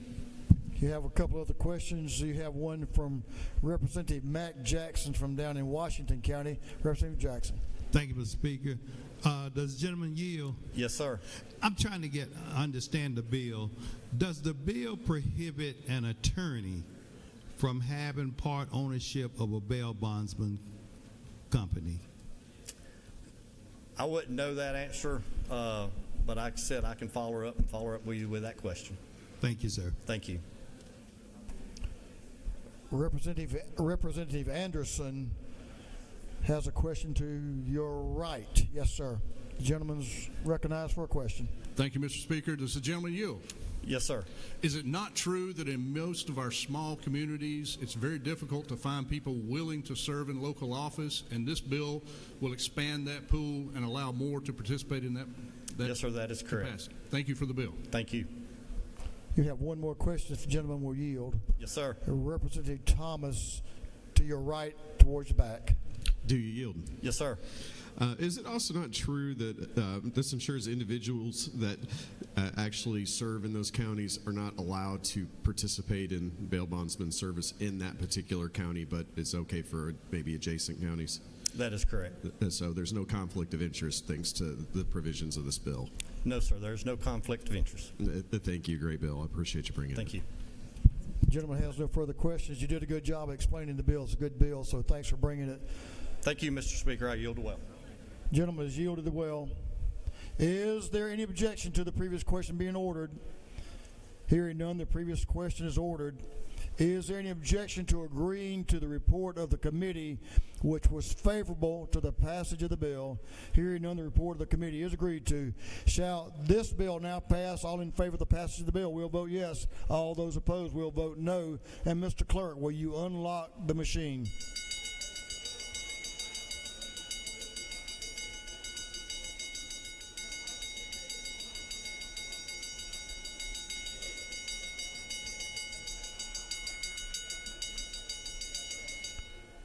Have all members voted? For what purposes Representative Fleming rise? Parliamentary inquiry, Mr. Speaker. State your inquiry, sir. Mr. Speaker, is it not true that Senate Bill 16 upheld fairness and ethical standards by allowing more citizens to run for office while ensuring they do not engage in business activities that could present conflicts of interest? I think the gentleman read the bill and formed an opinion as it is correct. Thanks for the parliamentary inquiry. All members now voted. If so, Mr. Clerk, will you lock the machine on the passage of Senate Bill 16? The yeas are 159. The nays are 6. This bill, having received the requisite constitutional majority, is therefore passed.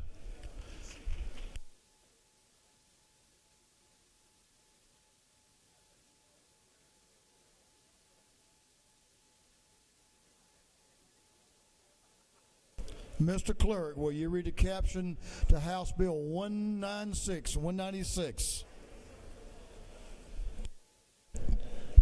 House Bill 196 by Representative Kelly of the 16th and others, to be entitled an act to amend Part 1 of Article 1 of Chapter 18 and Title 45 of the Official Code of Georgia, annotated, relating to state employees' health insurance plans, so as to require that drugs dispensed to a covered person for self-administration under a state plan be reimbursed. This bill I referred to the Committee on Health. That committee recommends that this bill do pass by committee substitute.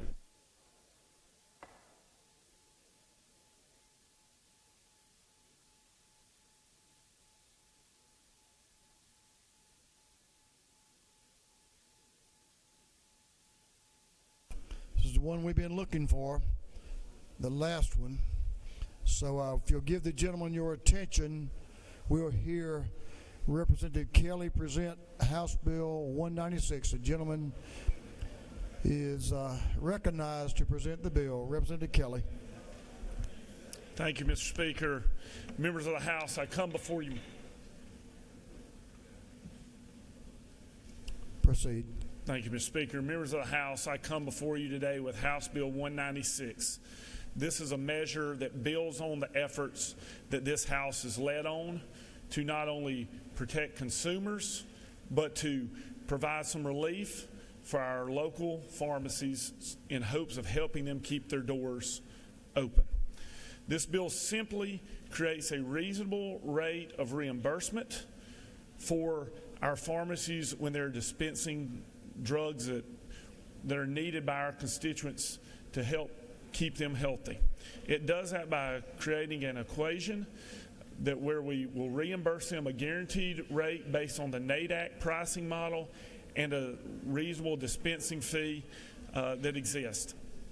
Mr. Speaker, this House is led on this issue of holding our PBMs accountable. This House is led on trying to reduce drug prices for our constituents. This House is led on keeping our local pharmacies' doors open. And this is another important step in that manner. And it's important because 2 weeks I had the opportunity to hear a story from one of our fellow representatives who had talked to their local pharmacist in rural Georgia. And that pharmacist shared a story with them about 2 individuals who had came into their pharmacy over the weekend. One was a parent trying to get life-saving cancer drugs for their child. And the other was a senior citizen on a fixed income who has a certain prescription they need so that they can stay alive. Because of the system that exists today that we're fixing with this legislation, that pharmacist had 2 choices. They could either not fill the prescription and these individuals not get the medicine they need to save their lives, or that pharmacist could lose $500. That pharmacist did the compassionate thing. They did the right thing. They took care of someone who needed it, and they filled those prescriptions. But we need to stand up for them the same way they stand up for our constituents. And that's what we have the opportunity to do today in House Bill 196. Mr. Speaker, I know there'll be others who want to speak on this measure, but I'm glad to answer any questions at this time. There are a couple of others to speak. You are correct, but you do have a couple of questions, so I'm going to recognize them if you'll yield for some questions. Yes, sir, Mr. Speaker, I'll yield. I want to recognize Chairman Williamson to your right, Representative Bruce Williamson from Monroe. Does the gentleman yield? I'll yield. Is it not true that all across Georgia, our independent pharmacies in many small towns is our first line of health care? Is that not true? You're exactly right. I appreciate that question there, and you're 100% correct. Thank you. This gentleman knows a little bit about medicine. Chairman Hawkins of the center aisle has a question. Gentleman's recognized. Thank you, Mr. Speaker. Does the gentleman yield? Of course. All right. Isn't it true that this bill will help our local independent pharmacists to remain in business and to continue to be a vital health care provider in our communities? I appreciate that question, and we didn't get to this point today without a lot of valuable input from our local independent pharmacists, but we wouldn't have got here today if it weren't champions on this legislation like you and all the hard work you and your committee members, Chair Lady Mathiak and others who came before as well with this legislation. So I appreciate all y'all's help with this as well. Representative Gamble, Governor's floor leader, is recognized for a question.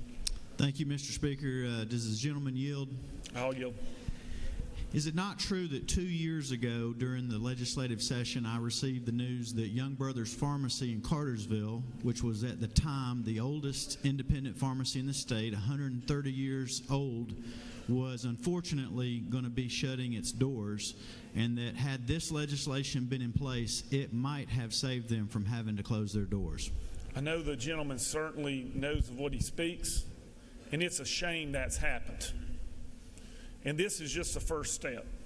I hope we'll all be united in trying to do more on this issue, because there's a broken system that we need to help fix so that we can keep those Main Street pharmacies, their doors open. Thank you for the question. Representative Mathiak, right up the center aisle to your right, has a question. Ladies recognized. Thank you, Mr. Speaker. Does the gentleman yield? I will, certainly. Is it not true that House Bill 196 will help increase the transparency of pricing of drugs dispensed under the state health insurance plan? It absolutely will, and I know you're someone who has been a champion for this issue, and I appreciate all the hard work you've done on it and for that question. Thank you. Thank you, sir, and thank you for this good bill. Representative Schofield has a question. Thank you, Mr. Speaker. To your Does right. the gentleman yield? Certainly. Is it not true that I held a PBR reform information session and brought everybody in a room together? So your bill and this bill and the work that we've done is so needed. And so on behalf of all the pharmacies, I'm saying thank you, because we've done this over and over again, and it's time. So thank you. Well, no, thank you. This is a group effort, and there's a lot of recognition that needs to go around for getting this done. I appreciate your passion and compassion for helping us get this done. Gentleman has several more questions, and we do have a couple of speakers. It's up to you, Mr. Speaker. I'll be glad to maybe take one more, and then I'll yield. Okay, we'll take one more. We'll take one from someone who writes a couple of these prescriptions. We'll take it from Chairman Newton. Chairman Dr. Newton, to your right, has a question. Thank you, Mr. Speaker. Will the gentleman yield? Certainly will. I can't tell you how, isn't it true that this is going to make a big difference on something we found out last year of our independent pharmacies being forced to sell medications at less than the wholesale price that they had to pay, that NADAC that you mentioned. Isn't that true? That's absolutely true, and that's extremely disappointing that they're having to make that decision, and it's even more disturbing that there are players in this space who are manipulating the reimbursement rate so that they'll be put in that. Will the gentleman further yield? I absolutely will. Isn't it true that while that will cost a small amount extra in the state budget to pay a fair price to these independents, isn't it true that we have on our desk today a medication that our PBM on SHBP requires you to use a specialty pharmacy and pay $3,833 when under your NADAC plus a reasonable fee would have been about $50? And isn't it true that, as you said, we've got a lot more work to do on this? I think that this could actually end up saving our state health benefit plan some funds. So I appreciate that question, and I think there'll be some other speakers who elaborate maybe on that a little bit more. Thank you for your work. Thank you for the question. Mr. Speaker, I appreciate the thorough conversation about this. It is an important issue, and I know others will speak to it. So at this point, I'm going to yield the well and ask for favorable consideration.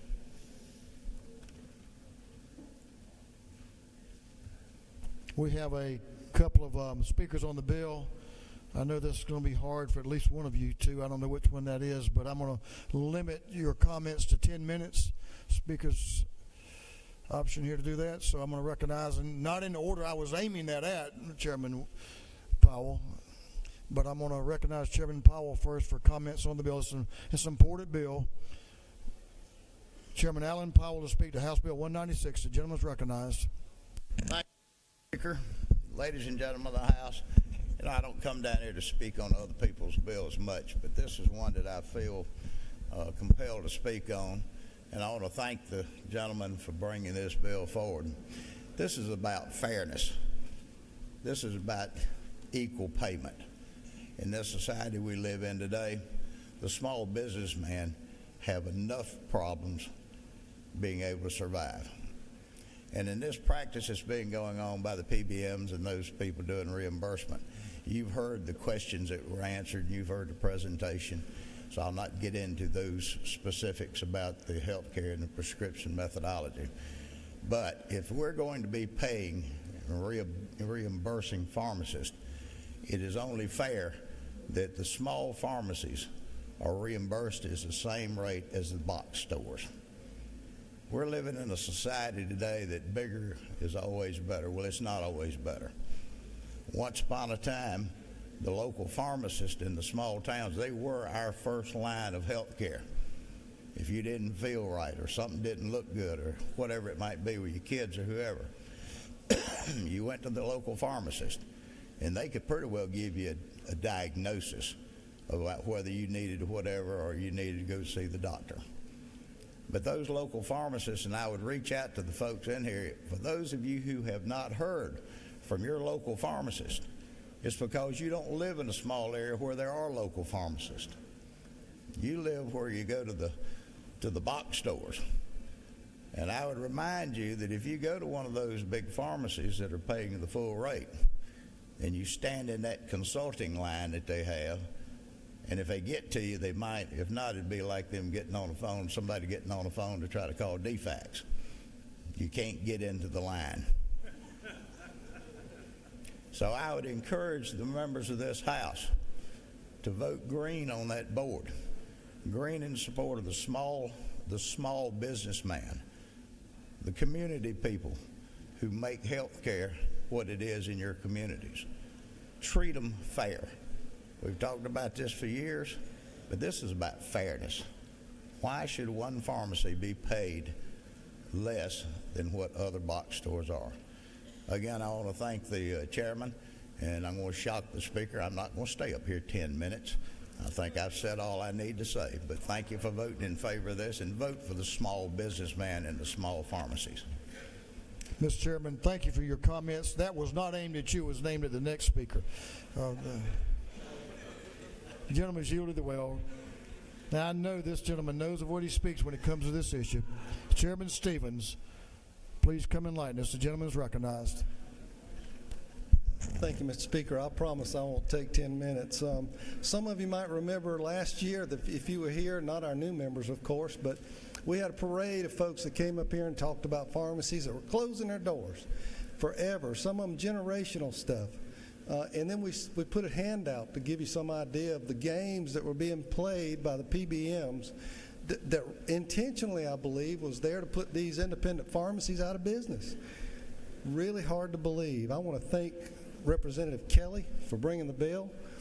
I want to thank the Commissioner of Department of Community Health, who took an interest this year to really begin to peel this onion back and get to the truth of what's going on. I want to thank the Speaker of the House. Doesn't get the credit that he deserves very often, but these are small businesses, folks. I put a little sheet on your desk to give you some idea. Once you start peeling that onion back to see what your teachers, your public safety people, and even your own insurance, what you're paying for whenever you get something, for example, a specialty drug. We know that their own chain pharmacies were paid an average of 42% more than your independents, even if you're out in the sticks, as they say. But they were there whenever you needed them, 42%. If you look at this little chart, we finally went through the back door, if you will, to find out what they were actually charging your teachers, your public safety people, and your own insurance carriers. Right at the very first one, you'll see that there's a muscular dystrophy drug, a net cost, NADAC cost, which is the national average acquisition cost, pretty standard. If you'd gone to your pharmacy, it cost $23. You're going to get it for about $40 once this bill passes if you'll vote for it. Your PBM pharmacy was charging $3,833. We ought to be ashamed of ourselves for not finding this out sooner. You look down this whole list of any of these drugs that they call specialty drug, and it's any drug that they want to call a specialty drug. If your local pharmacist tries to fill this prescription, you get an immediate message that comes back and says you have to go to your mail order pharmacy. And that cancer drug, by the way, that's going to be thrown at the front step of your door, you don't have to worry about signing for it. Your mail delivery person will leave it there. Of course, we don't have temperature problems down here in the South, do we? Ladies and gentlemen, it's time that we start peeling this onion back for the safety of our patients, for our teachers, for our public safety people, and for your own family. Thank you. Thank you, Mr. Chairman. I know the gentleman knows what he speaks, and I appreciate your persistence on this issue.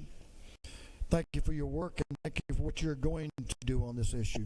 We have no further speakers. So, is there any objection to the previous question being ordered? Chair hears none. The previous question is ordered. Is there any objection to adopting the committee substitute? Hearing none, the committee substitute is adopted. Is there any objection to agreeing to the report of the committee, which was favorable to the passage of the bill? Hearing none, the report of the committee is agreed to. Shall this bill now pass? All in favor of the passage of the bill will vote yes. All those opposed will vote no. And Mr. Clerk, will you unlock the machine?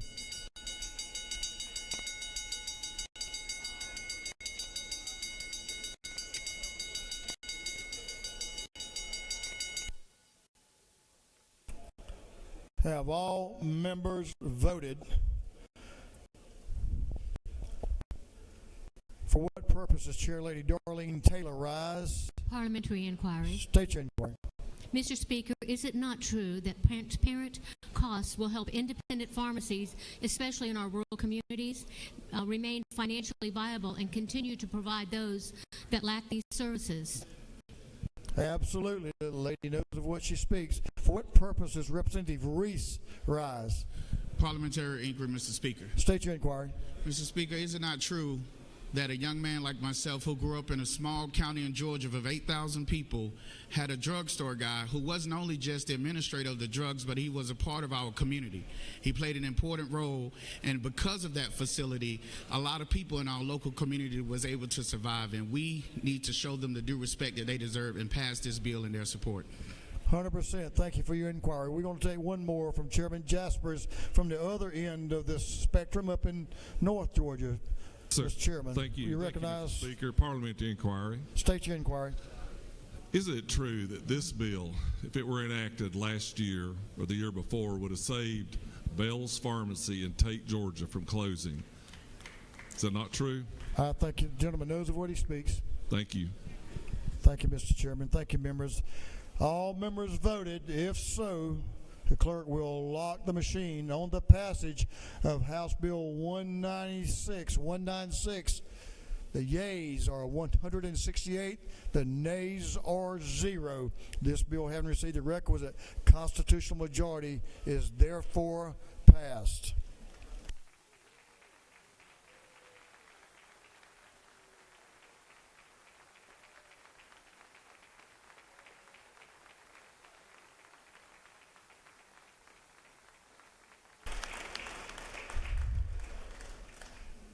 Thank you, members. A good day to be a member of the House.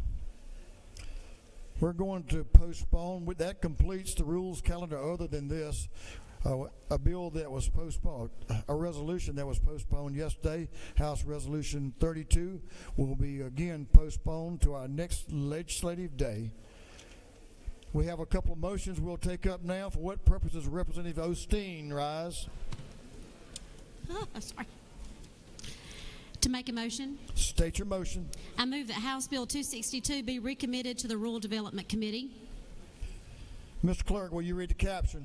House Bill 262 by Representative Osteen of the 169th and others to be titled an act to amend Chapter 2, Title 31 of the Official Code of Georgia annotated relating to the Department of Community Health.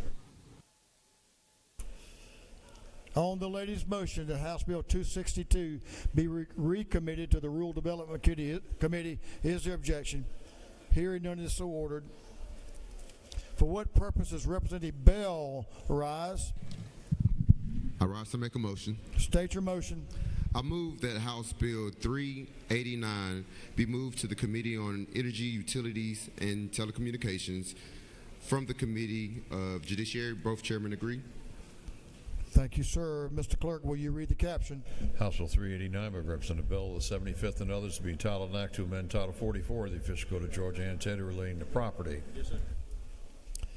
On the gentleman's motion that House Bill 389 be withdrawn from the Judiciary Committee and recommitted to the Energy, Utility, and Telecommunications Committee, is there objection? Hearing none is so ordered. For what purposes, Representative Chaz Cannon, rise. To make a motion. State your motion.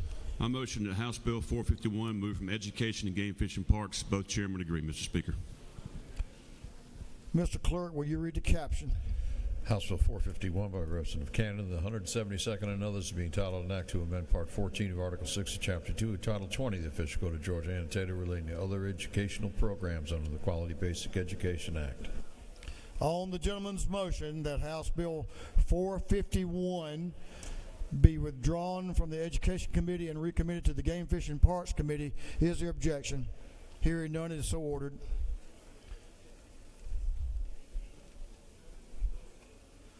For what purposes, Representative Al Williams, rise.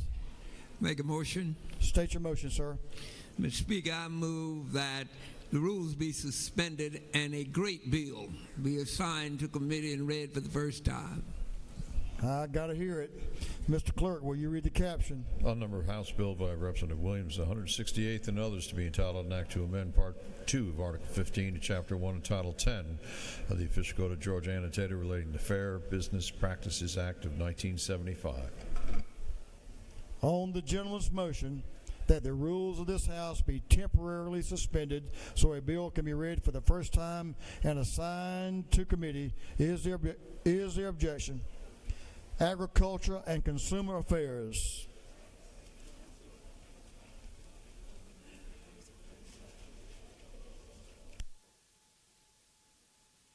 Chair Lady Cooper, you want to come down front?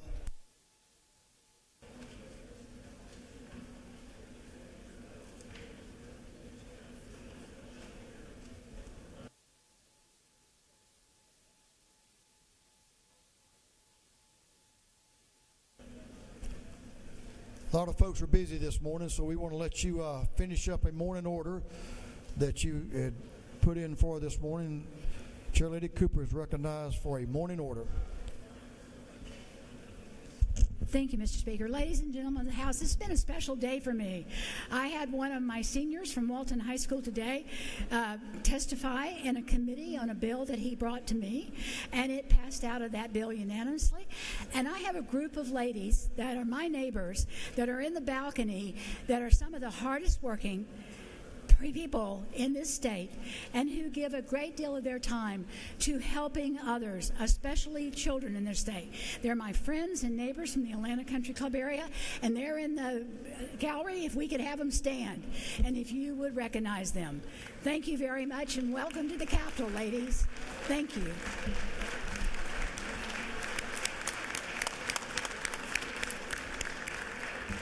Thank you.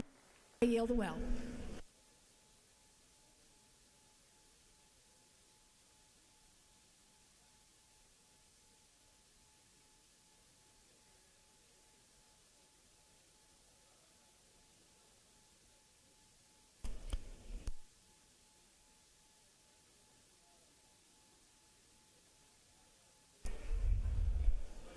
Mr. Clerk, will you read the caption to a group of privileged resolutions? Honoring the life and memory of Artwood Howard. Honoring the life and memory of Joshua Michael Rogers. Commending Georgia Military College on its 150th anniversary. Recognizing and commending Nancy T.A. Aragbiye. Recognizing and commending Adefe Anure Soje. Recognizing and commending Keode Adekunle. Recognizing and commending Phenomenal Hughes Global Network. Congratulating Kate Andrews of Central Forsyth High School for winning the 2024 GHSA 6A 7A State All-Around Gymnastics Competition. Recognizing Georgia State University College of Law. Recognizing and commending Seth Minnick for his Georgia Transportation Alliance for his years of service and commitment to the advancing transportation policy in Georgia. Recognizing and commending Madison Hendershot of the Georgia Transportation Alliance for her years of service and commitment to advancing Georgia transportation policy in Georgia. Celebrating Black economic empowerment and Black excellence in honor of Black History Month. Recognizing March 5th, 2025, a Small Business Day at the Georgia State Capitol. Recognizing June 7, 2025, is TIUA School of Business Entrepreneur Day. Recognizing February 20, 2025, is Girls Empowerment Day. Recognizing and commending Anita Reynolds Howard. Honoring the Alpha Kappa Alpha Sorority Incorporated on its 50th chartering anniversary. And congratulating the Georgia Association of Manufacturers on its 125th anniversary of its formation. And congratulating and commending Joe Walston for receiving the 2025 Yellow Rose Nikki T. Randall Service Leadership Award. And for other purposes, that completes the reading of the privileged resolution.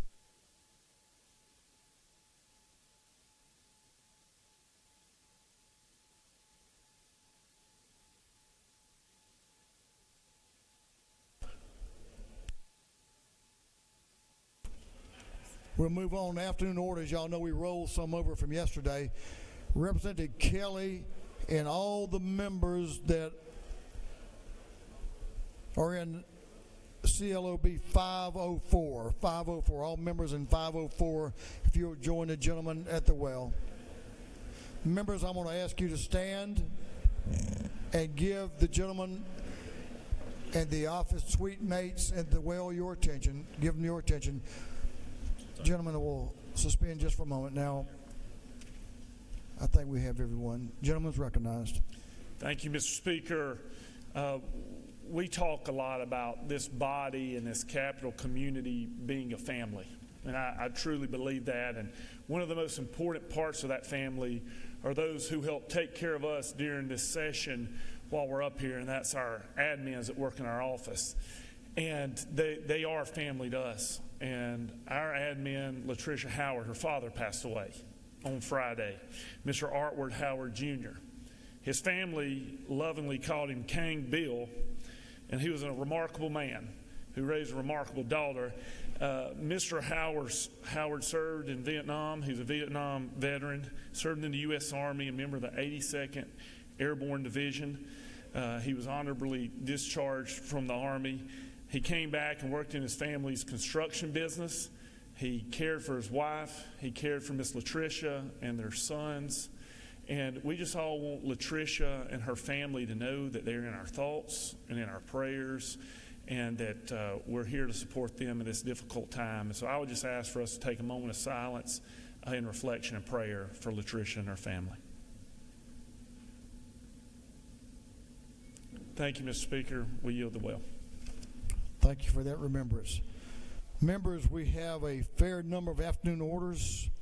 You would normally have 1 minute for your afternoon order. I'm going to give you a little bit of flexibility, but absolutely no longer than 2 minutes. Absolutely no longer than 2 minutes. Representative Sanchez is recognized for an afternoon order.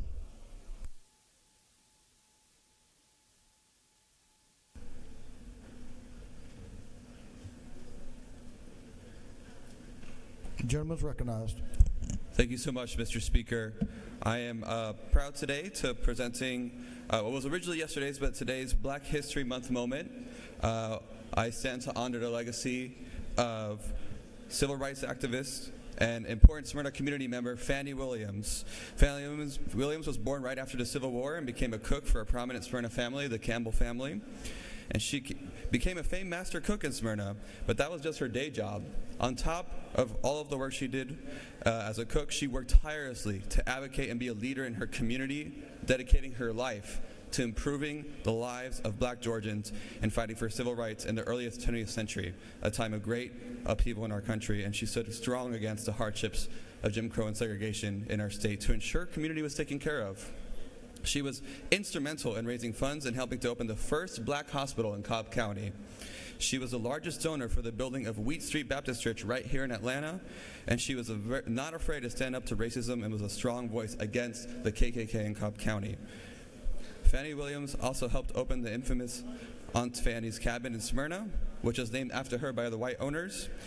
While the original intent of the cabin was to sell local wares, she shared her cooking with the community, and because she was such a great cook, it just ended up becoming a restaurant, and a very famous one for those who know about Aunt Fanny's.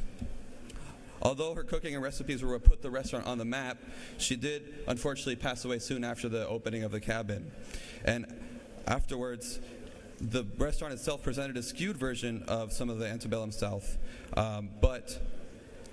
and it did have issues with, the way it presented some of her legacy. So in order to justify her legacy and make sure we show the truth of what happened with Fannie Williams, the city of Smyrna did erect a statue a couple weeks ago in honor of her legacy and her important work in her community to make sure we remember for what she was really a big person for, which was standing up for Black Georgians.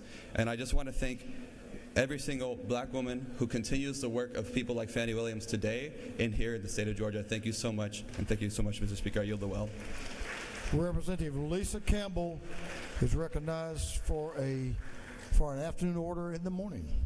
Representative Campbell.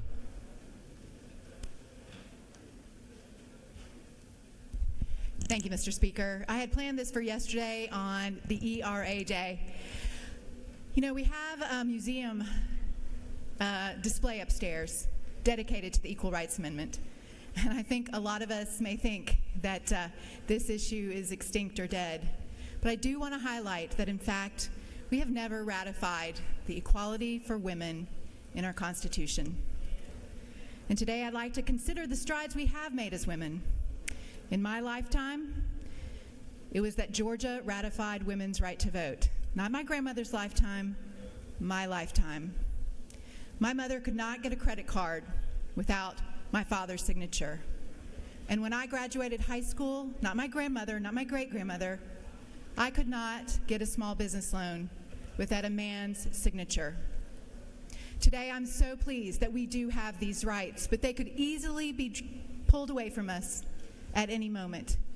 So I'm urging us all to consider this, to consider your fellow colleagues in this body who just want the equal rights to live freely, to study freely and learn about our own history, to be able to make our own decisions about where we live and the families that we have, the jobs that we choose, and the voices that we can share. I wanted to read one quote that I found especially poignant.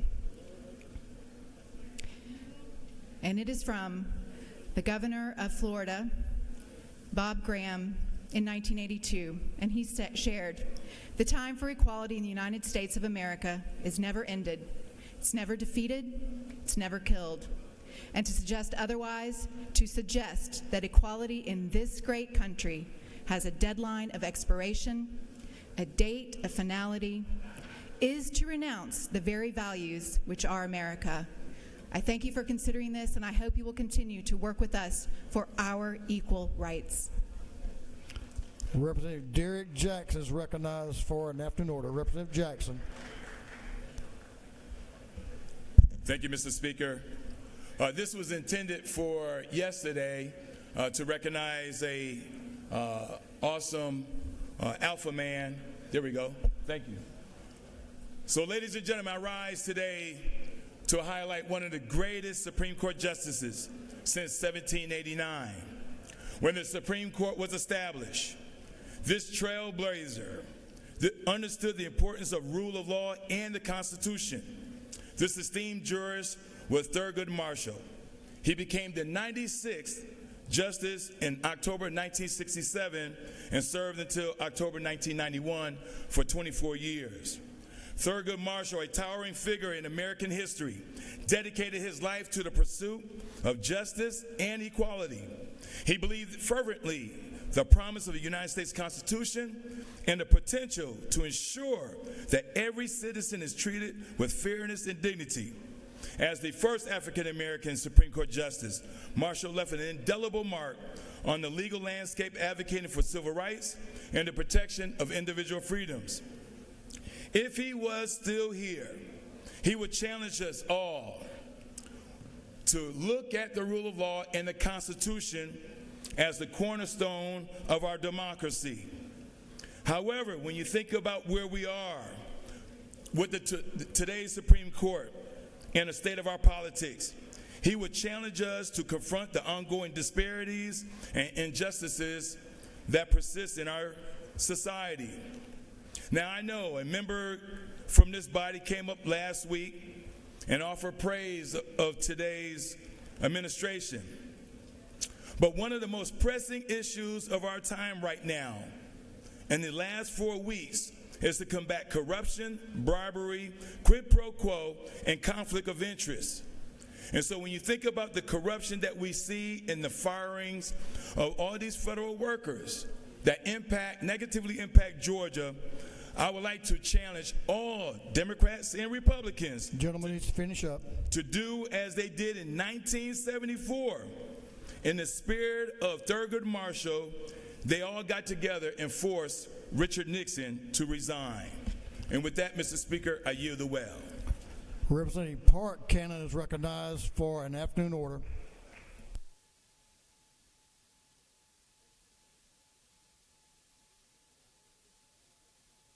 Ladies recognized.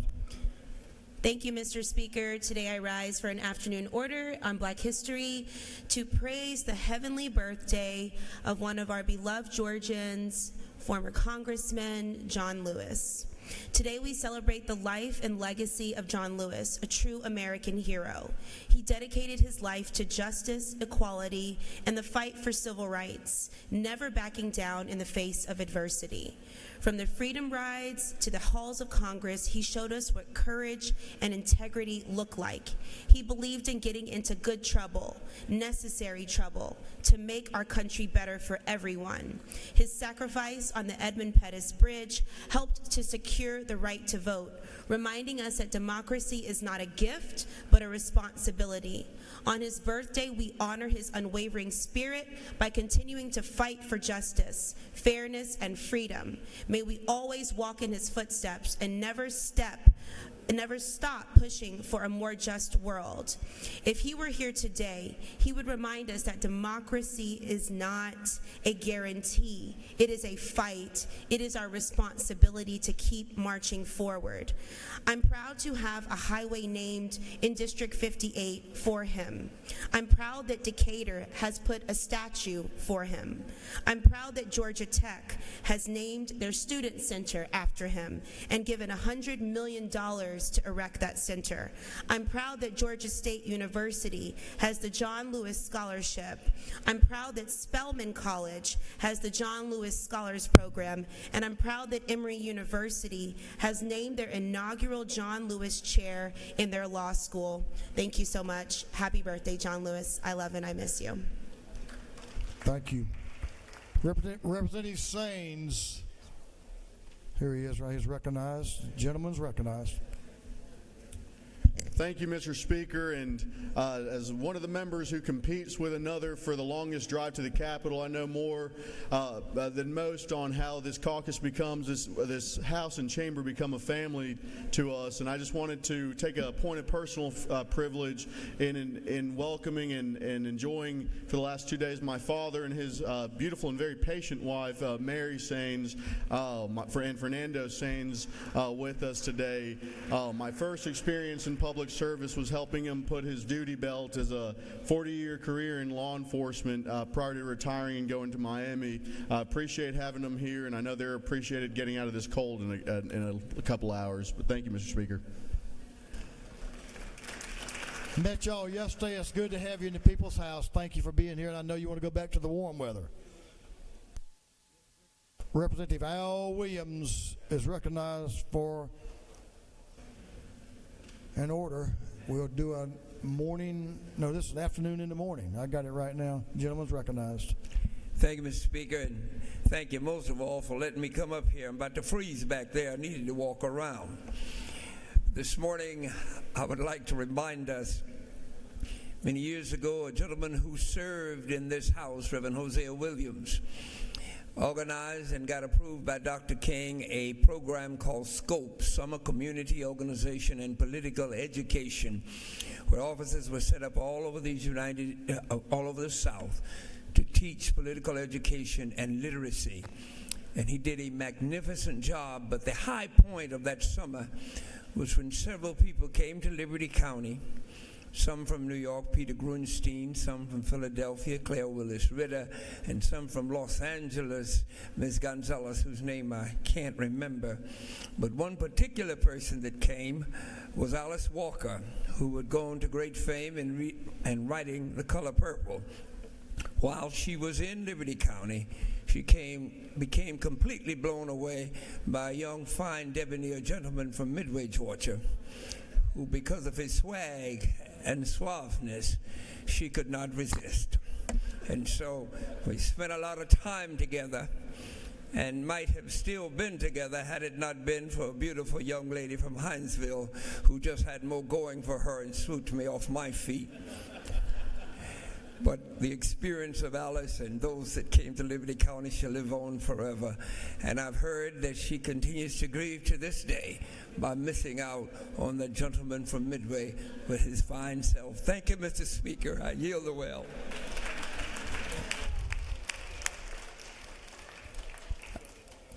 Representative Williams, I know how it is to be pursued by oh yes, what can I say?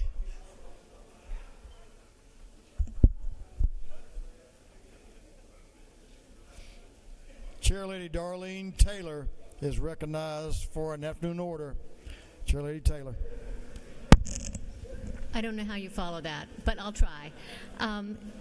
Good afternoon, everybody. I'm here on your desk to tell you about the Okefenokee. There was a great article that was in the paper, and I wanted to share it with you because it talks about the importance of our ecosystem. This is the largest intact freshwater wetlands, not just in our country, but in the world. And it's to celebrate the nomination of the Okefenokee to become a UNESCO World Heritage. All I can say is remember the Okie. Thank you.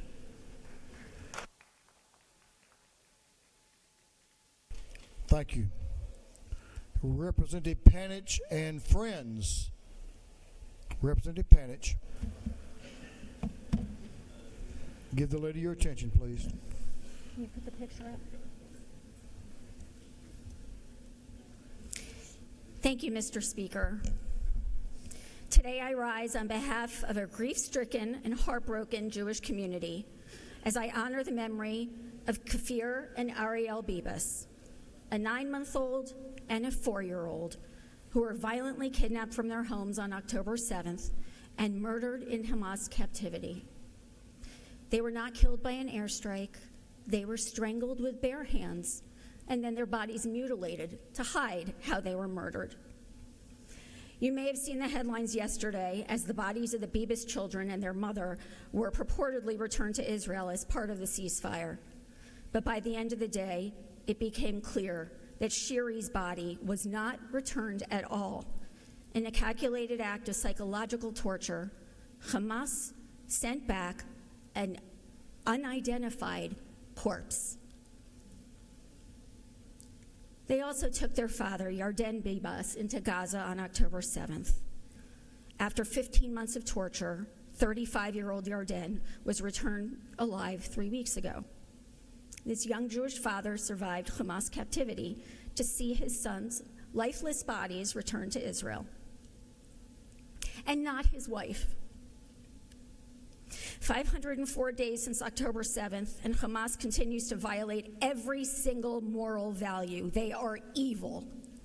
Hamas terrorists and their enablers and sympathizers throughout the world continue to perpetuate unspeakable evil and bloodshed. They are humans without humanity.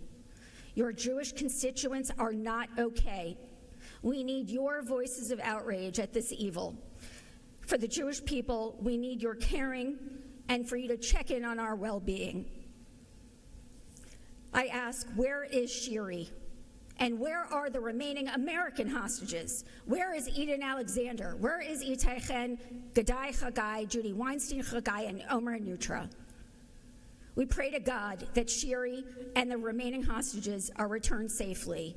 May their memories be a blessing, and may there be abundant peace from heaven and life for us and for all Israel. We say amen. Amen. Am Israel Chai. Thank you, Mr. Speaker. I yield the well. Thank you, Representative.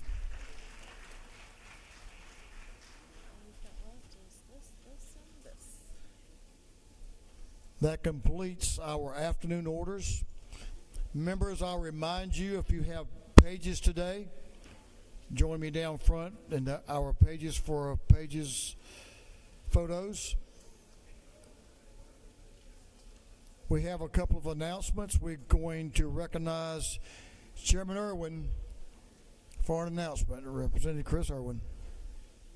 Speaker and education members, we are going to meet in CLOB 506 for a full committee meeting upon adjournment, and I have a box lunch for you at your seat. Again, full committee members for education, CLOB 506 upon adjournment. Thank you. Representative Inga Willis is recognized for an announcement. Representative Willis. Give the lady some room coming down the aisle. Representative Davis or Schofield are recognized for the next one. I think that's going to be Representative Schofield is on deck.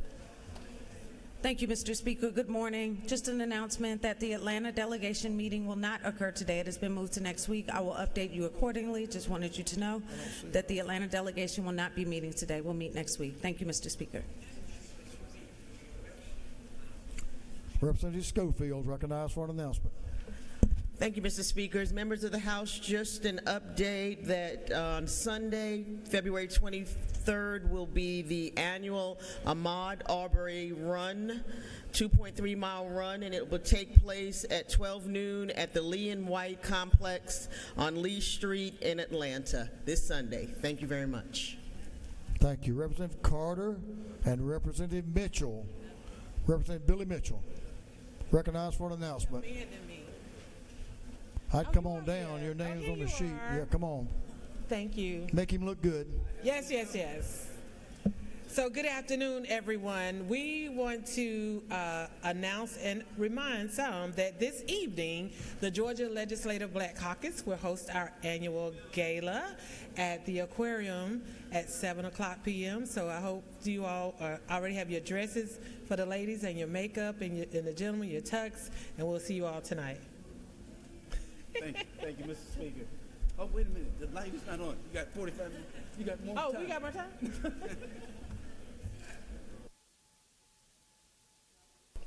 You made him look good. He didn't say anything. That completes our announcements. Members, we have a couple of birthdays. One of them actually is today. Representative Victor Anderson, happy birthday. Mr. Chairman, happy birthday. Let's wish Victor Anderson happy birthday. And on Saturday tomorrow, Representative David Sampson will have a birthday. Let's wish David a happy birthday.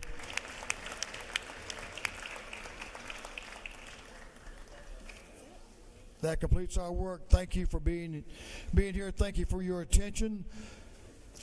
The majority leader of this House is recognized for a motion.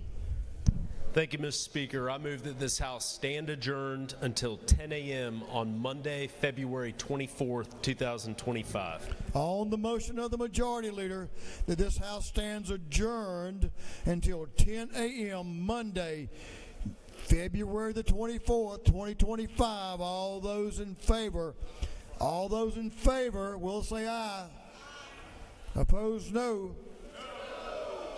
It's getting closer, but the ayes have it. We are adjourned. Thank y'all. Have a safe weekend.